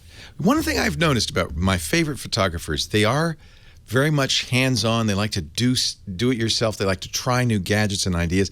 One of my friends, a National Geographic photographer, did a very famous series where he built, I think it was a fake animal of, I can't remember, was a chicken or something, put a camera in it, got amazing pictures as the real chickens came up to say, what is that? What fun. Or you put it on a little remote controlled RC vehicle and then try to shoot pictures of lions, and then a lion will just bite it and take it with them. So that has happened too. It was Bruce Dale, of course, who's a great National Geographic photographer. He does so many interesting things, and I wish I could remember. Maybe if I look at his gallery, his pictures, I could find the picture. Can't remember what it was, a chicken or a ferret or a raccoon or what, but all right, Chris. Now, what's our assignment? We have a few more weeks before Chris is going to review pictures. We'd like you to take. Is it next week? I think we'll review it next week because the week after next week I won't be here. So it is the sour assignment. Give a baby a lemon. Oh. Have your camera ready. There's a tip. I didn't say that. Here's the deal. Fault. Take the picture, tag it with the word sour, upload it to Flickr, and submit it to our Tech Guy group on Flickr. Renee Silverman, our moderator, will welcome you into the group when you join and welcome your pictures in. And next week, we'll pick 3 to review. There's no prize. It's not a contest. It's just an excuse to get out there and take pictures. And you don't have to have a fancy camera either. Chris Marquardt is at discoverthetopfloor.com. It's always great to talk to you, Chris. You can find out more about him there and listen to his great podcast, Tips from the Top Floor. All the links are there at Discover the Top Floor. He's no longer the top floor. He's now on the first floor of the Viewfinder Villa. Right? My second studio is upstairs. Oh. Thanks, Chris. We'll talk again next week. Leo Laporte, the tech guy. My Mark II comes tomorrow. Mark II what? The A7R Mark II. The pictures I've been seeing, Russell has one. It's like a medium format camera. The pictures I've been seeing are amazing. Okay, and then you put this plastic cup on there. And perfect. That'll be perfect. I got that new Distagon lens, but I think I'm going to stick with the Leica. I think the Leica will have the resolution to take advantage of 42 megapixels. That really should be an amazing combination. Oh, and it most likely has the nicer bokeh too. Oh, it has an amazing bokeh. Creamy. Very creamy. Yeah. Bokeh. It's just which is now I think apparently a technical term, creamy bokeh. I think it is. I don't know. This is what you read. You see it all the time. Oh, the creamy bokeh. Is it creamy? No, it's not creamy. It's creamy. All right, Chris. I really appreciate it. You're an inspiration. You get me out there every time I talk to you. I say, I got to do this. Prod you when I come to the prod me with your stick. Thanks, Chris. Okay. Take care. Talk to you again next week. He's a stick prodder. Wait a minute, not Dick. Coming up next hour, Johnny Jett, who was not here last week.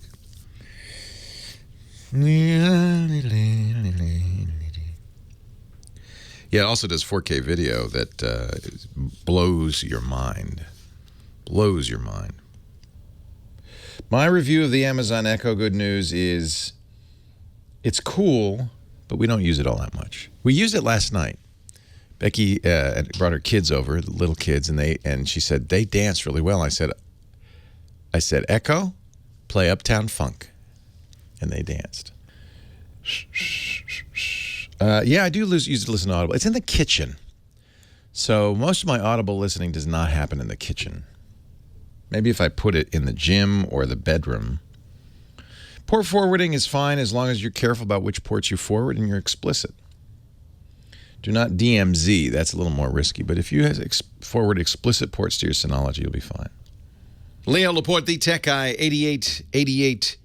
Ask Leo. That's the phone number, 888-827-5536. Website where we put all the links and all the information, everything you need to know, techguylabs.com. David is in Anaheim, California. Hi, David.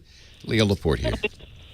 Hi, Leo. Hey. I just recently upgraded to Windows 10, And I also upgraded the Skype version on my computer. And ever since then, I've been getting the blue screen of death, as it's called, the error message 333. And it gave me an 800 number to call saying it was a Microsoft Center. And I called it. They wanted $199. I just immediately hung up. Good. Immediately hung up on them. I'm just curious what the cause of that is and what I can do to... I would just uninstall Skype. Make sure you're installing the desktop version of Skype. Okay. I use the desktop version of Skype on Windows 10 all the time on a variety of devices without a problem. Okay. Because after installing it or doing the upgrade, it told me that every time I was trying to make a call that the video device wasn't compatible. Oh, well, that could be. You know, whenever you have a new operating system, you have to get drivers that are compatible for all your hardware. Usually Windows Compatibility Checker will highlight those issues, but apparently they missed one on your camera. What kind of camera are you using? Is it built-in or is it external? No, it's a built-in camera. Yeah. And who makes the computer? It's a Lenovo laptop. Well, I don't know why your camera wouldn't work, but that's a driver issue. And make sure you go to Lenovo and get the latest drivers for Windows 10. Okay. I have used Windows 10 for video calls with Skype, no problem. Not the Metro version of Skype, you know, the store version, the tiled version, but the desktop version. I think there might be issues with Skype for the store. You want to use the desktop Skype. And that's part of the confusion Microsoft introduced with Windows 8, the distinction between desktop apps and Metro apps. That's going to, I think, start to go away in Windows 10. They now have universal apps. But Skype is an interesting story on Windows 10. Remember, I was talking about the fact that Windows 10 was rushed out. Microsoft, I believe, wanted to get it out in time for back to school. So they had to get it out by the end of July so that companies like Dell and Lenovo could start making Windows 10 hardware in August so that your kids could buy it for return to school in September. It's the first time Microsoft's done that in a long time. They always want to hit back to school. They rarely do. And in this case, they had said Windows 10 will be out in the fall. And we were all surprised when they updated that to July 29th. But now we're seeing why. And in fact, in the fall, October probably, there will be an update to Windows 10, which should fix a lot of little small details.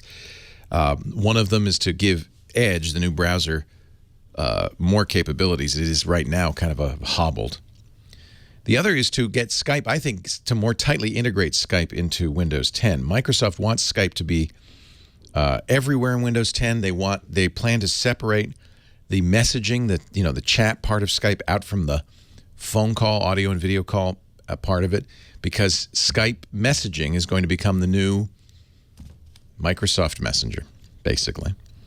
And but to do that, they need to separate the two applications. I think they'll do that in October as well.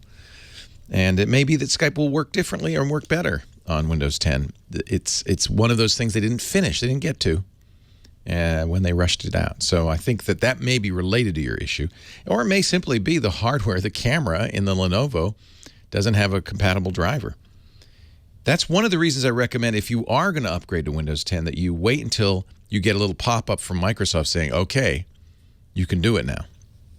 Because one of the things they're doing behind the scenes is checking your hardware to make sure it's compatible, and they don't offer you the upgrade unless you can install it without issue.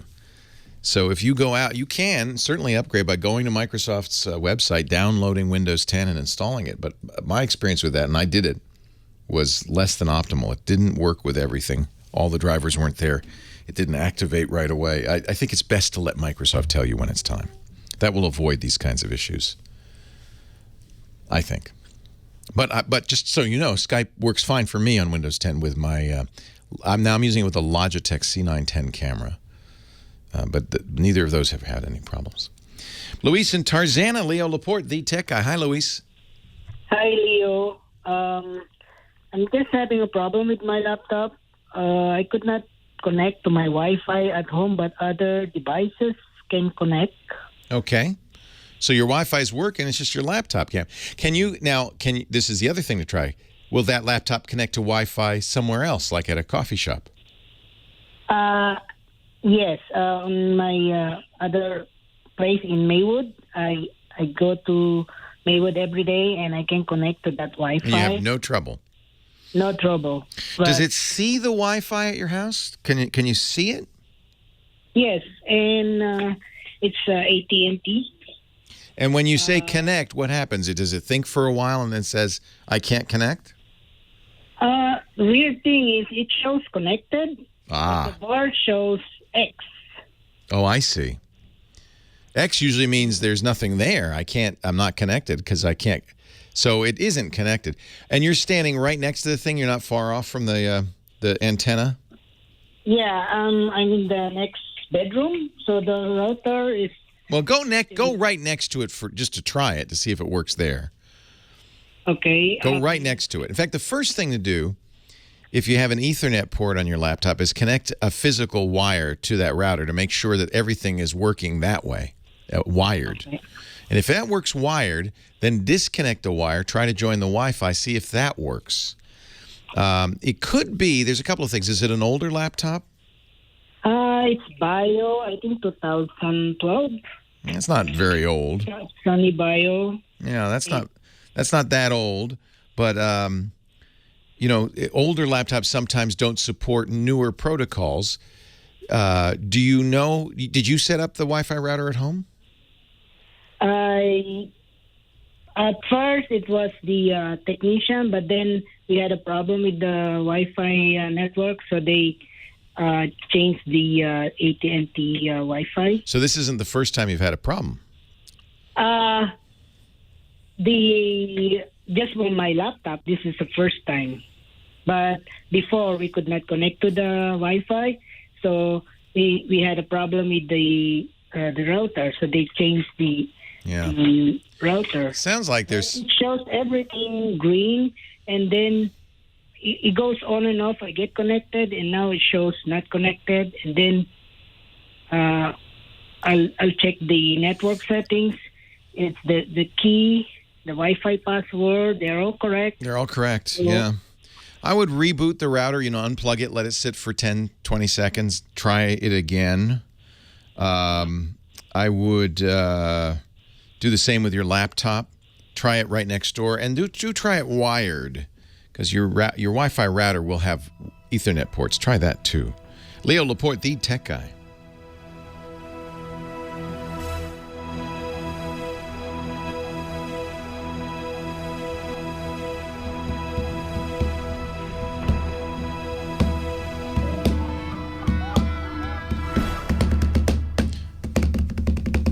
Turn it off and walk around the block. You'll get a little exercise and it'll reboot. I'm getting excited. I just ordered a Galaxy Note 5. I ordered a OnePlus 2, the new OnePlus. I have a Moto G. All the new phones are coming out. Next month, of course, new iPhones will be here. You know what that means, though, that the garden of orphaned phones is growing here at the Laporte Ranch. Perhaps you have a similar situation. Don't just throw these old phones in the drawer. You wouldn't throw $100 bills in a drawer and just leave them there gathering dust. You shouldn't do that with phones. In fact, it's worse with old devices because they lose value faster than a $100 bill loses value. Go to Gazelle. Gazelle's the best place to sell your old gadgets. They make it easy as it can be. If you go to Gazelle right now, you just put in details, the condition of your phone, and they'll tell you what it's worth. That number, by the way, that price that they tell you is guaranteed for 30 days. You're locked, which is nice because, you don't have your new iPhone yet. You don't want to sell it right away, but you do want to get top dollar for the old one. So get the price now, and in 30 days when you have a new iPhone, then you can check out, and they'll send you a box. They pay postage on anything worth more than $1. They turn it around fast. They'll give you cash, a check. They'll give you a PayPal. Or you can get Amazon gift cards, and they will bump those up by 5%, which is nice because that gives you a little extra. Gazelle. They buy all kinds of old hardware. Check it out and see if they'll buy back your old stuff. And incidentally, while you're there, if you're in the market for something new, maybe a replacement phone, maybe something broke, your kids lost it. This is where I go to get phones for my kids. They will also sell you their certified pre-owned devices, iPhones, cell phones, iPads. Everything there is in one of two conditions. They're certified like new, which are absolutely new in effect. Probably somebody bought it, didn't want it, Never used it. And they're certified good. Those show some signs of wear, but not bad. And they're all fully functional. They've all gone through the 30-point inspection to make sure that everything works. This touch screen is smooth and flawless. They're restored to original factory settings. You can get it for every carrier or unlocked. GAZELLE, to sell and to buy.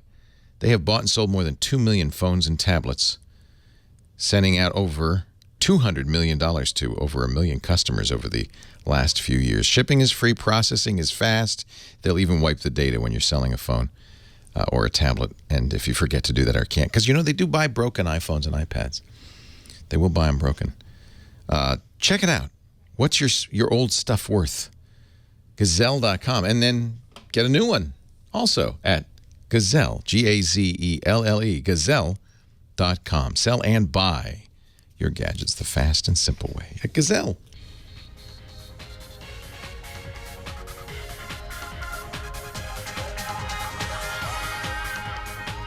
Well, hey, how are you today? Leo Laporte here, the tech guy. Time to talk computers and the internet and home theater, digital photography, smartphones, smartwatches, and we'll even talk travel in a little bit. Johnny Jett will be joining us, our travel guru. He always has a great website or two, or maybe an app to help you save money and travel better. 8888 Ask Leo is the phone number. If you have a question, a comment, a suggestion, 888-827-5536. Toll free from anywhere in the U.S. and Canada. Website, techguylabs.com. Captain Jay in the chat room during the break posed an interesting puzzler. And the chat room's been talking about it back and forth. He says, Leo, the larger your phone screen, the more data used. True or false? If your screen is 5.7 inches, as most of the new phones are, does it use more data, more internet data, than if your screen is 4.7 inches, as some of the older phones are? Do you use more data? Think about that. True or false? Use more data on a bigger screen? Chat room seems pretty well certain of their answer that it's not so. Actually, it might be, believe it or not. Think about that. Let's think about that. Do you use more data?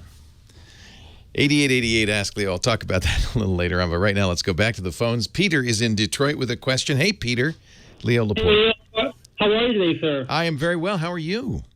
Good. I got a question for you. I got a Moto G locked phone from eBay. How do I lock it or unlock it? Do you know which carrier it's locked to? They said U.S. Cellular, which is there's no area or locations in Michigan. Yeah. So let's talk a little bit about what unlocking is. Unlocking is and this is going to, I think, start to go away. For one thing, the Librarian of Congress, who's responsible for enforcing these kinds of laws in the United States, copyright laws and such, says that it is not illegal to unlock your phone. That the phone company can't force you to have a locked phone, and has even encouraged companies to unlock phones for customers. AT&T, for instance, will, at your request, unlock a phone as long as you have had the phone for more than 6 months and you're in good standing, things like that. They have a few rules, but they'll actually unlock it remotely for you. By unlocking a phone, it means that you can then take that phone to another carrier. And so the reasons they've locked them, of course, were for a long time when you bought a phone, the company would... Well, they use the word subsidize. I don't know if that's strictly fair, but they would subsidize the cost of the phone. New phone, $200 plus 2-year contract, right? And, of course, over those 2 years, you're paying them enough extra to pay for the phone, maybe even more so.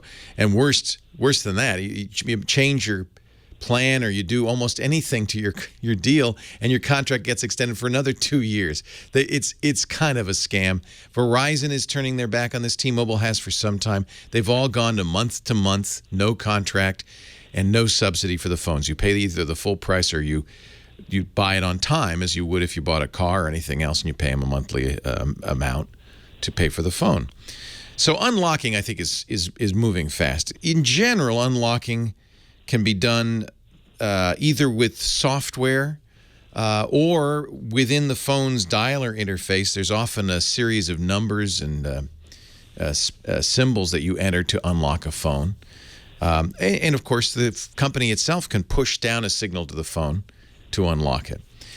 Generally speaking, when I want to unlock a device, that's because eventually I would like to root it and put new firmware. I want control of my device. I don't want any phone company to limit what I can do. I travel a lot, so I like to put SIMs from a different country in there, perhaps. That's a good reason to unlock. That's what I want to do, correct. Yeah. I always check with the XDA developers website, xda-developers.com. It's a forum of Android device folks, and it's the place to go for rooting and stuff. Now, there's 3 Moto Gs. There's a first generation, second generation, and third generation, and the rules will be different for each. In general, Motorola supports unlocking. And this goes back to when they were owned by Google. Google believes that that's something you should be able to do is to root your phone and to unlock your phone. I would first go to XDA developers and look for unlock as opposed to root, but look for unlock and see how to do it. There probably be an entry in there somewhere, and it's going to be something like opening up the dialer and entering star exclamation mark 2322411 or something like that, and so forth. So U.S. Cellular's gone, huh? So you can't ask them, huh? Well, you know what? Hey, another thing too. I'm coming to see you in September. Me and my wife. Great. Pete Rose from Detroit. Well, we'll look for you. We have an open studio, as you know. We have visitors. I have some visitors right now. Shannon and Michael are visiting. Michael's from Indiana. Shannon from Visalia, California. And actually, I think we have a big studio audience coming later this afternoon. So come on and visit. So I'm looking at unlocking the Motorola G. There's a YouTube video using a program called Unlock Unit. There is a post on the XDA developers on unlocking. Now, there's unlocking, which means to carrier lock, and there's also unlocking the bootloader. You want to unlock carrier lock, so that's kind of the key. But I'm seeing a lot of stuff on the internet for this. I think that Motorola phones in particular are very easy to do this with. Samsung has some nasty stuff on there that keeps you from messing with the phone, and that's because they have a security model called Knox, as in Fort Knox, and they're trying to preserve its integrity, so they do all sorts of stuff to keep you from messing with the phone. But Motorola, I think their attitude is, you could probably do it. You should contact your carrier. If your carrier is no longer in business, then it's a little bit different. You probably can figure out how to unlock it using appropriate software.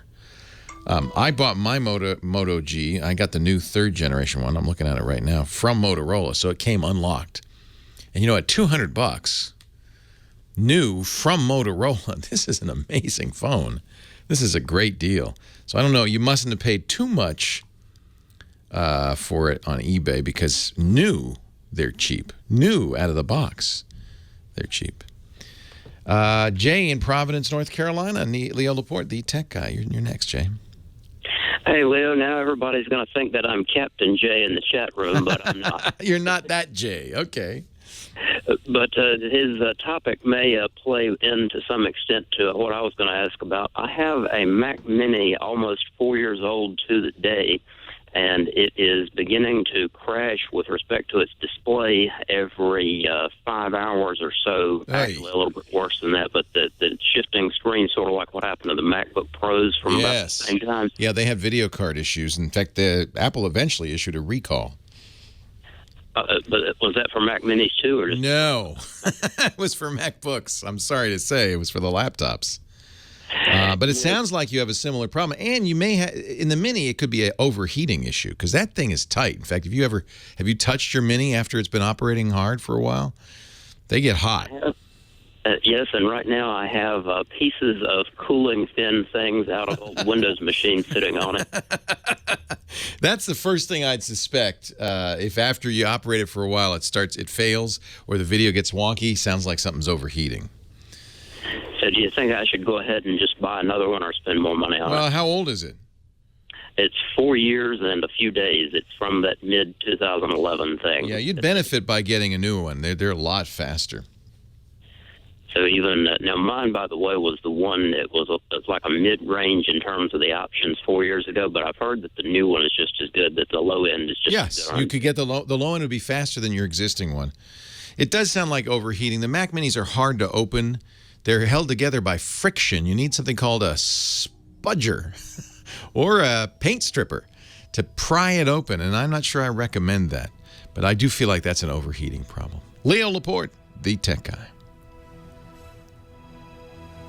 Well, now, U.S. Cellular's not out of business. Now I'm going to have to issue a retraction.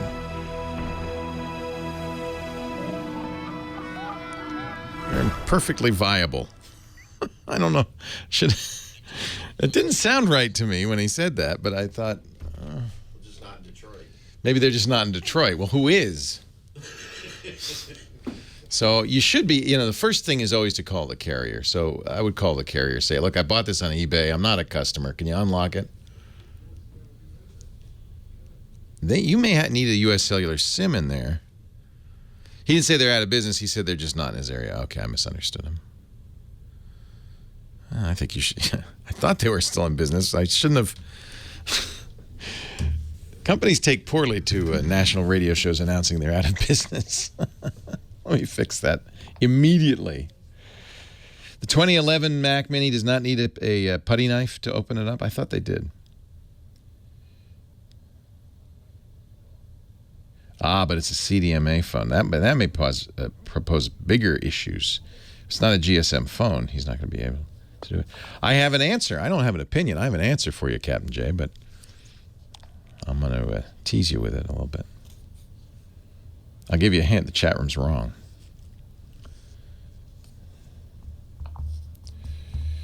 Yeah, that's not a good thing.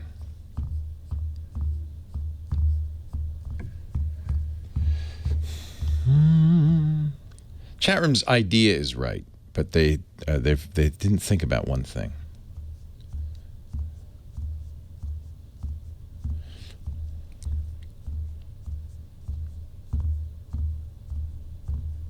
I like this Moto G, though, for the price. Really good.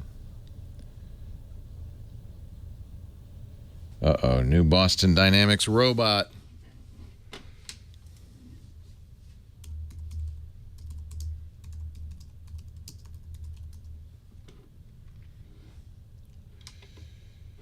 A humanoid robot. That's not good.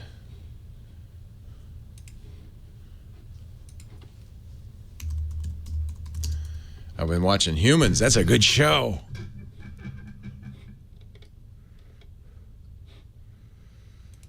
Tell me if this would scare you if you saw this. Oh, just the sound is scary.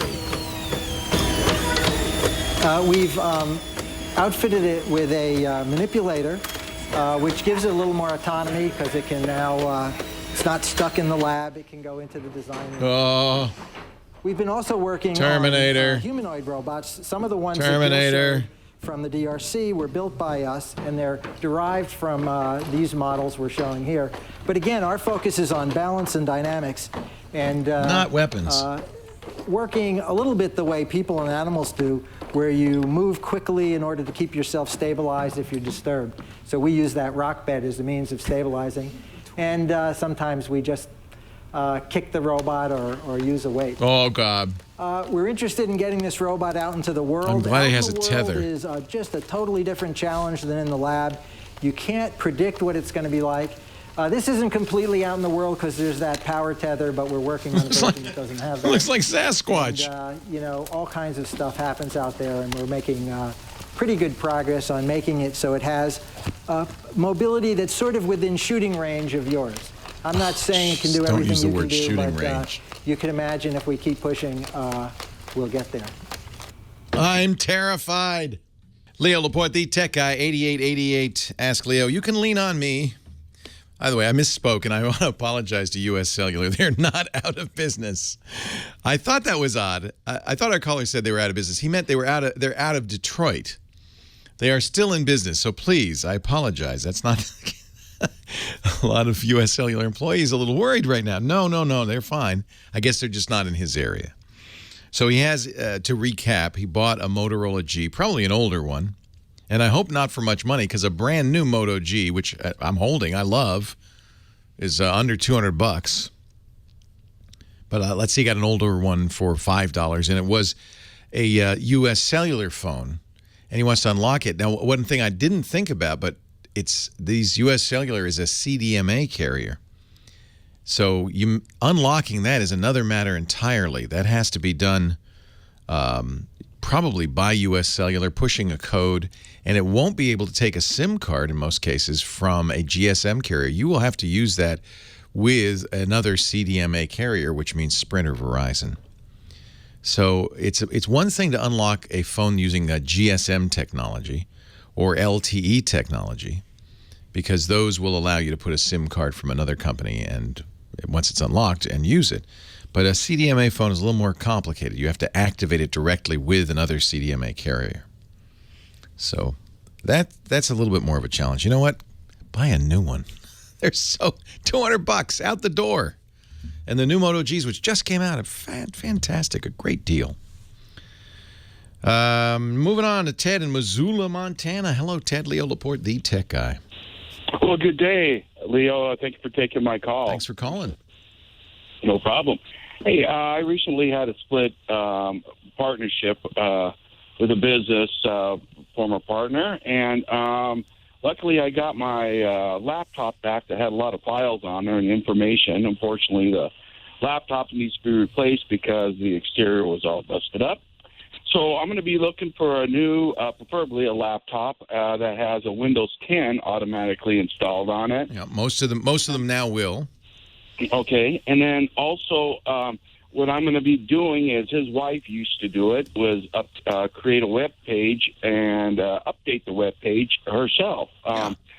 She did it one time, used to go through GoDaddy, and then I'm trying to remember what she was using, but I was thinking maybe you could point me to the right direction of what would be a good page editing program, or I'm open to any suggestions. Do you have an existing site you want to update, or do you want to start a new site? We got to start a new site. Yeah. He confiscated that. So. Oh, man, this sounds like this fell apart pretty badly. I'm sorry. Yeah, embezzlement. Oh, my goodness. Yep. And, that's about your worst nightmare, isn't it? Well, yeah, and I'm lucky I got my computer back. You put a restraining order, changed the locks, did all that. Good. So you need a new laptop and you need a new website. GoDaddy is like a lot of companies. They have site builder software. See, so if you're going to create a website, if you're a big company, if you're General Motors or U.S. Steel, you go to a fancy and expensive web design company.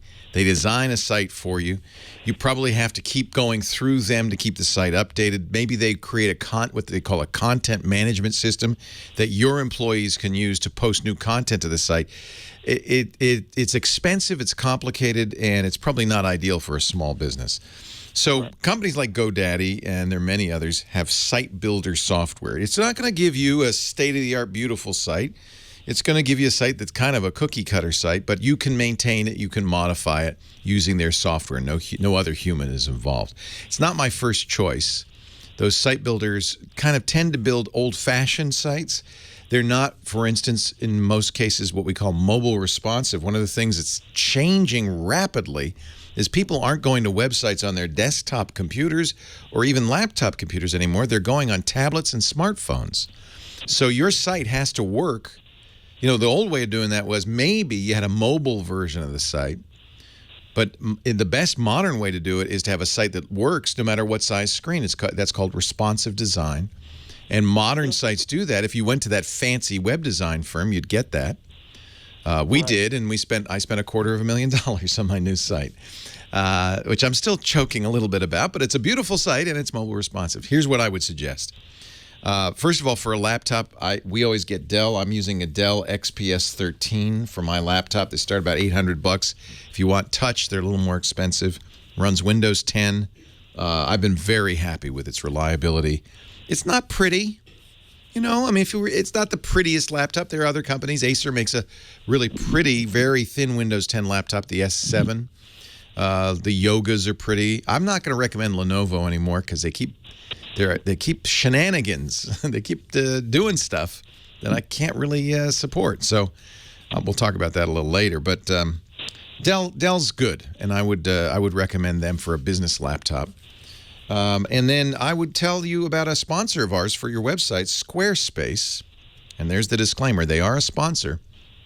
They do websites that you can modify, you can maintain. You don't have to have any special skills. But they're modern. They're mobile responsive. They don't look like you were built with a site builder. If you want to sell, I don't know if you sell stuff on your site, but they have built-in e-commerce.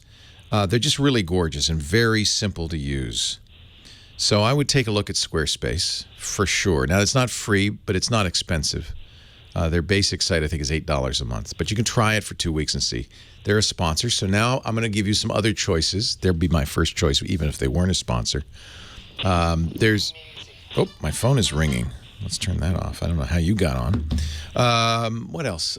Google has some pretty nice site building tools. You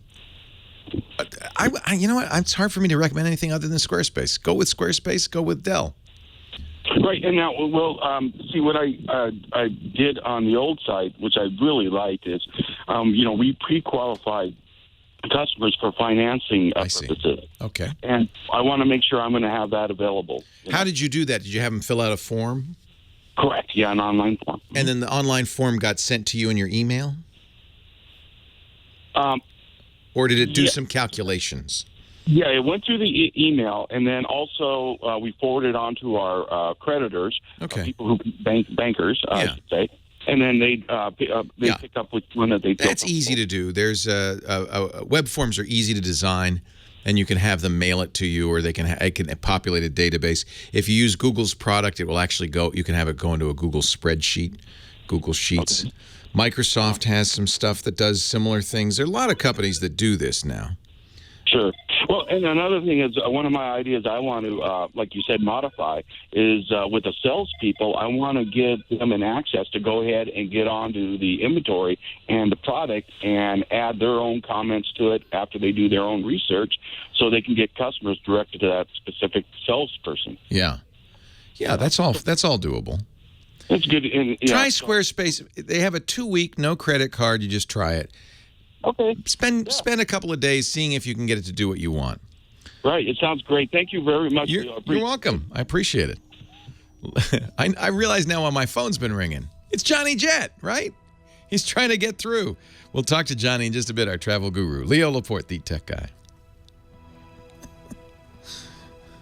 You're supposed to know that I'm doing a show.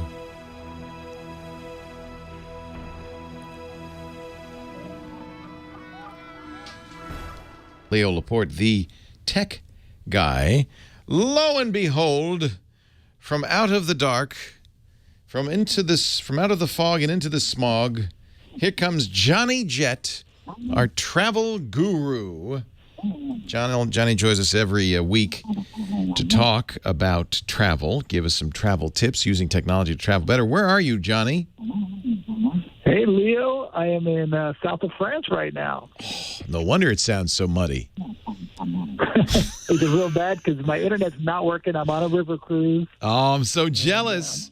You're on a river cruise on what? Are you on the Saône? I'm on the Rhone. On the Rhone. Whoa.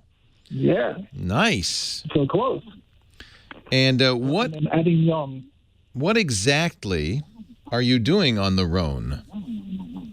I'm really, I was just planning on sitting here from work while my wife takes her mother on this cruise. So, I can work anywhere in the world, wherever my laptop is. But I've never done this cruise. I've done a lot of river cruises. I've been on this particular line before. And are you on Uniworld? I am. Oh, yeah. Lisa and I just got back from that. That was a lot of fun. Which boat are you on? I'm on the Catherine. Oh, Catherine the Great. I think it was just similar to yours. It's a little bit different design. Yeah, very nice. I discovered I'd never done a river cruise. It's very relaxing. Slow, some might say. Better Wi-Fi. And the Wi-Fi is not great, yeah, but that's okay. So give us, normally when you join us, you have a website and an app. I know you're very relaxed right now, but if you could give us one, that would be nice. I got them all. So Okay. my first one is a travel website called, it's actually not a travel website. It's a website called Follow Up Then. So FOLO, 2 L's, sorry, FOLLOWUPTHEN. Followupthen.com.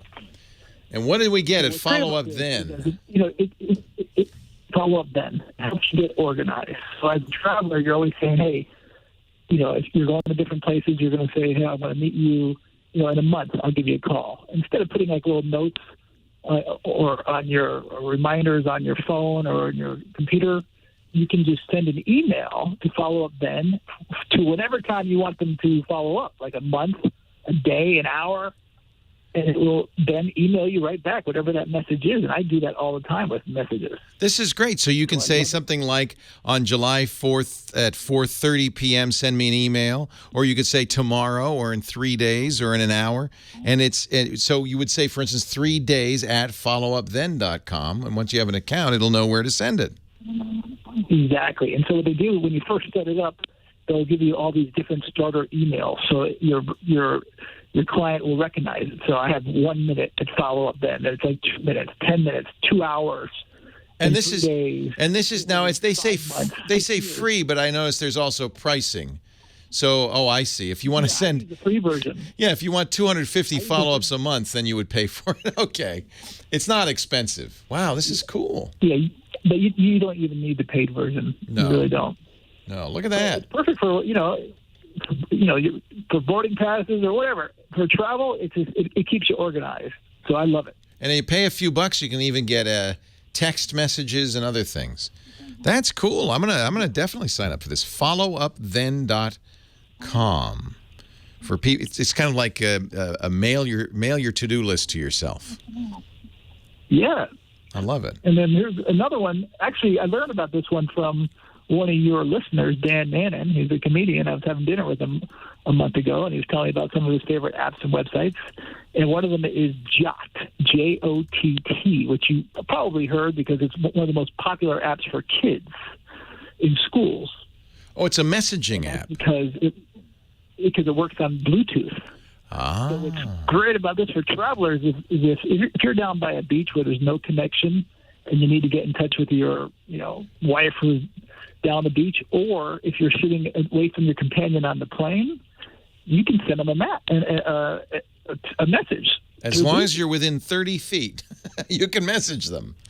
But you know what? A lot of times you're sitting, a few rows away from someone. This would be fun. Yeah, if you're at a wedding and you want to dish the bride, you all get on Jott. Yeah, but on the plane, I loved it because... Wait a minute, Johnny. They don't allow you to use Bluetooth on the plane. Now, hold on there. Well, yeah, I sit next to pilots sometimes, and they're always on it. I'm like, what's going on? So I'm not recommending it. But son, I'm the pilot. I know what I'm doing. I'm not going to... Wait a minute. You say the pilots are using their smartphone just as if it's, they're on the ground. But, okay, that's good to know. I sit there. I always turn my phone into airplane mode right when I get on the plane or right when they push. Yeah, me too. I want to be a good boy. Yeah, but then when you see these off-duty flight attendants and pilots doing it, it's like, what's going on around here? I got my Bluetooth on. I got my airport on. I'm doing it all. All right, I love this. Jott. I'm going to download it. JOTT.com. It doesn't use your data. It doesn't use your minutes. It uses your Bluetooth. Of course, that limits who you can chat with, only people within 30 feet. But, yeah, at a school or at a wedding or at a church or on a plane. Not that we're recommending that you violate the law in any way. I'm with you on that. So, but down by the beach, I live down by the beach, and I have really bad service down there. Yeah. So, hey, where are you exactly right now? Exactly, I'm not sure because we're moving, but I've just left Avignon. Avignon. Oh. And I just flew in, so I'm so jet lagged right now. Oh, but it sounds wonderful. I spent the night last night in London. I went to see Miss Saigon with my mother-in-law and my wife. What fun! And then tomorrow. See, traveling. It's. For you. Oh yeah, go ahead. So since the last time I was on River Cruise, I ruined my iPhone. I was going on a bike ride and I ran over it, and I didn't have a good case. So I recommend getting something like a life-proof case. Yes, life-proof is tough. OtterBox. Yeah. There's also the OtterBox one. But the life-proof is what I have right now. And, you know, I've been dropping the phone. It does not break. And I was at the beach the other day, and it's waterproof. I mean, I love it. Nice. Well, I wish you the best of travels. It sounds like you're going to have a wonderful time cruising down the Rhone in beautiful southern France. Johnny Jett, he's a traveler, and this is his work. His vacation is coming home, cleaning the kitty litter, washing the dishes. That's vacation for Johnny Jett. He's working right now. Don't you forget it. Have a great time. My love to your wife, Natalie, and her mom, and I hope you're having a great time in France. Take care, Johnny. Thank you. Bye. He sounds so relaxed, doesn't he? That's one thing about a river cruise. They're very relaxing because you can't do anything but float. If you would like to know more about Johnny and sign up for his free travel newsletter, JohnnyJet.com is his website. He's also on Twitter at JohnnyJet and Instagram, and that's how I know where he is, because I see his great pictures.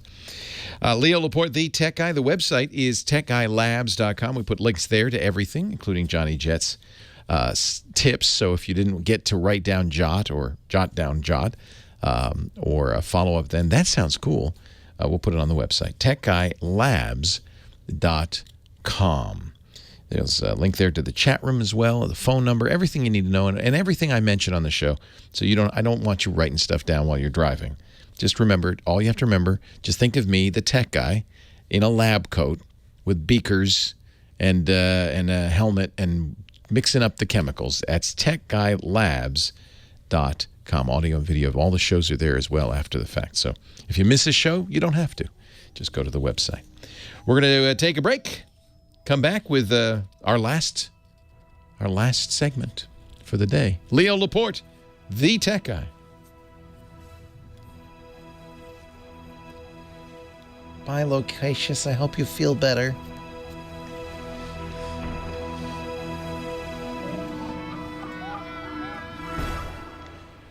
Our show today brought to you by ZipRecruiter. I have to sincerely thank our podcast sponsors for the Tech Guy podcast, because it really it's really great to have them. It pays for the website. It pays for all of this fancy studio and all of that, and they really their support is much appreciated. ZipRecruiter kind of comes through in more than one way, because not only do they buy ads, but we use them. When you have to find the right person for your business, hiring is tough, and yet it's probably the single most important thing an employer does. Your employees define your business, whether it's a success or a flop. Did you know that this summertime, right in the middle, right here of the dog days of August, is the best time to hire? Because most of your competition's on vacation. So the best people are just sitting there ready to be plucked. If only there were some way to reach them, to let them know you've got a job for them. ZipRecruiter. With ZipRecruiter, you can post to 100+ job sites with one click of the mouse, including social media like LinkedIn and Twitter, Craigslist.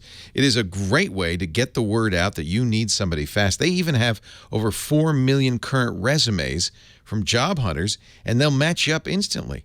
The best thing about this is you're going to get tons of leads, tons of great candidates from all of the major job sites, and you don't have to field a single phone call. You don't have to worry about getting a ton of email, because all your candidates flow into the ZipRecruiter interface, so you can screen them, rank them, and hire the right one right away without being hassled. In fact, really, it just takes a few days to get exactly the right person at ZipRecruiter.com. You could try it free right now, a 4-day trial at ZipRecruiter.com/techguy. We got an email from Rick, a happy ZipRecruiter client. He said, quote, "I had a great experience using ZipRecruiter.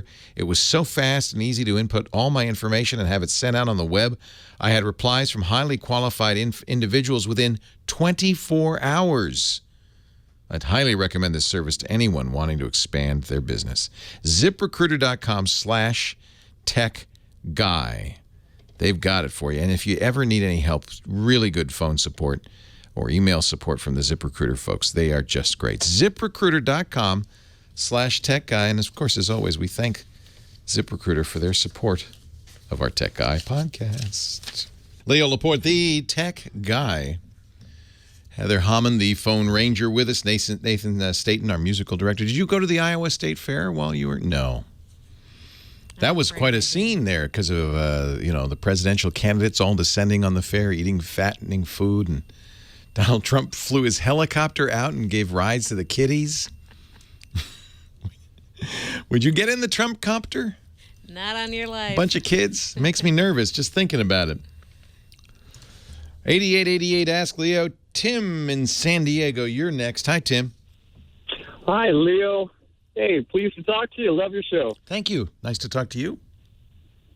Hey, I know I should tell you my question is traveling to Europe, going to be going through 12 different countries. I know you travel there, looking for a recommendation in terms of, a cellular service, if you will. So we always send people to Prepaid with Data. That's a wiki page on Wikia, which is the kind of the open wiki platform. If you Google Prepaid with Data, you'll be able to find it. And what this is it's a crowdsourced database of information about exactly this. Which cell phone companies to buy SIMs from, how much data costs, all of that. Prepaid with Data. If you Google that or just go to prepaidwithdata.wikia, wikia.com, you'll be able to find it. And it tells you country by country. I'm going to be in Latvia in September. Let's see. There are 3 carriers. These are the costs, who sells SIMs, where you can get SIMs, that kind of thing. But before you even talk about this, you have to figure out if you have a phone that will do this. Are you planning on buying a phone now for this trip, or you have one already you want to use? I have one already. I'm with Verizon. It's an LG G3. Okay, Verizon is a little bit of a special case because Verizon and Sprint in the U.S. Were CDMA networks, which don't work generally worldwide. You want a GSM phone.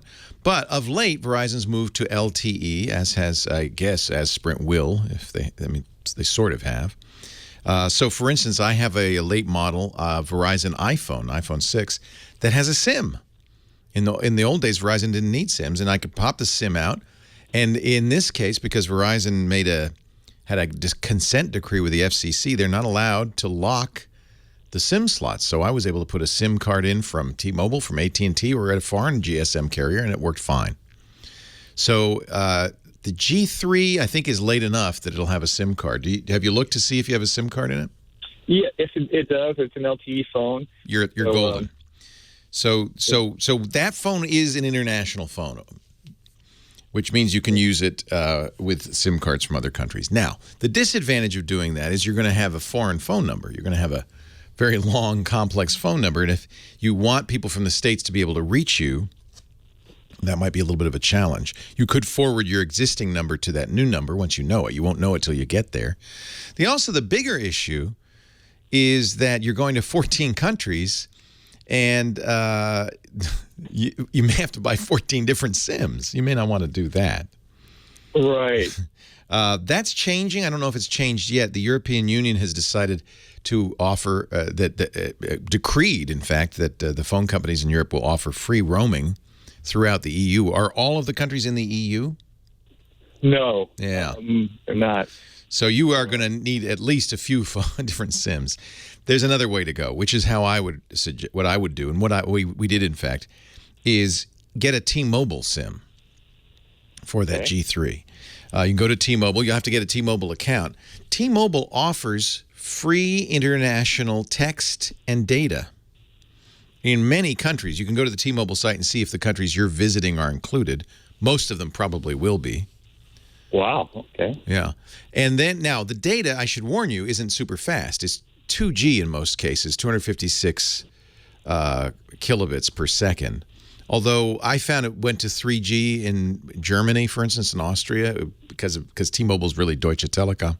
It worked pretty fast there. They also have bundles that if you need faster access, you can buy a pass that will give you faster access for a period of time. Unlimited texting is actually probably the most useful thing.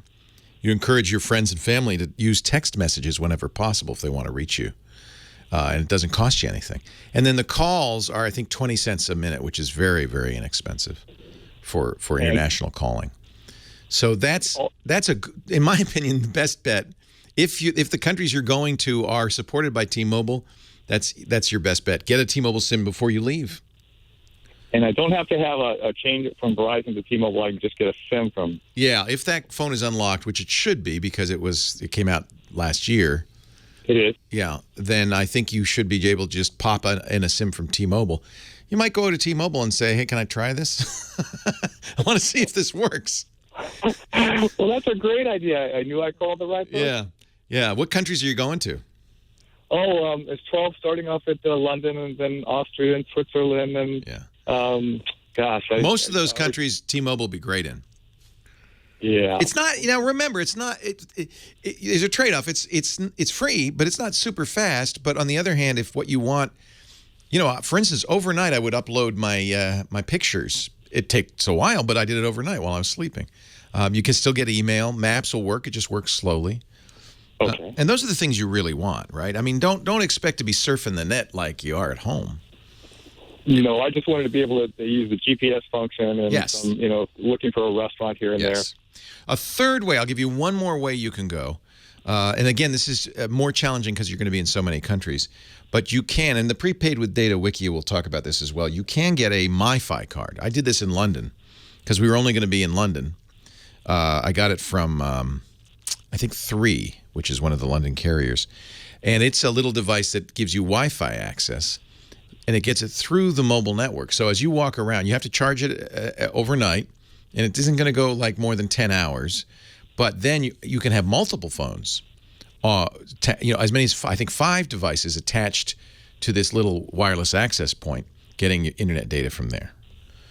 Well, that's interesting. I'll have to look into that. Yeah, the problem is that's usually country specific. Until the EU until this rule goes into effect, we have international listeners. I wonder. Yeah, the 3 SIM will allow Europe roaming, so that might be a good choice to get it in London, and then roam throughout and much of your area, and that'll be faster than the T-Mobile, but it's not free. But it's a device, or yeah, it's a device. You rent it. Okay, great. You could even buy one, but probably best to rent it from 3 in London, and mail it back to them when you're done. Well, and it's pretty cheap. I can't remember. It was like £15 for a month of unlimited data. It wasn't expensive. Yeah. That's a great thing. Well, I've got a couple options. There you go. Prepaidwithdata.wikia.com. Great place to read up on all of these different options. It's complicated, especially as we change rules, and we're in the middle of that in Europe.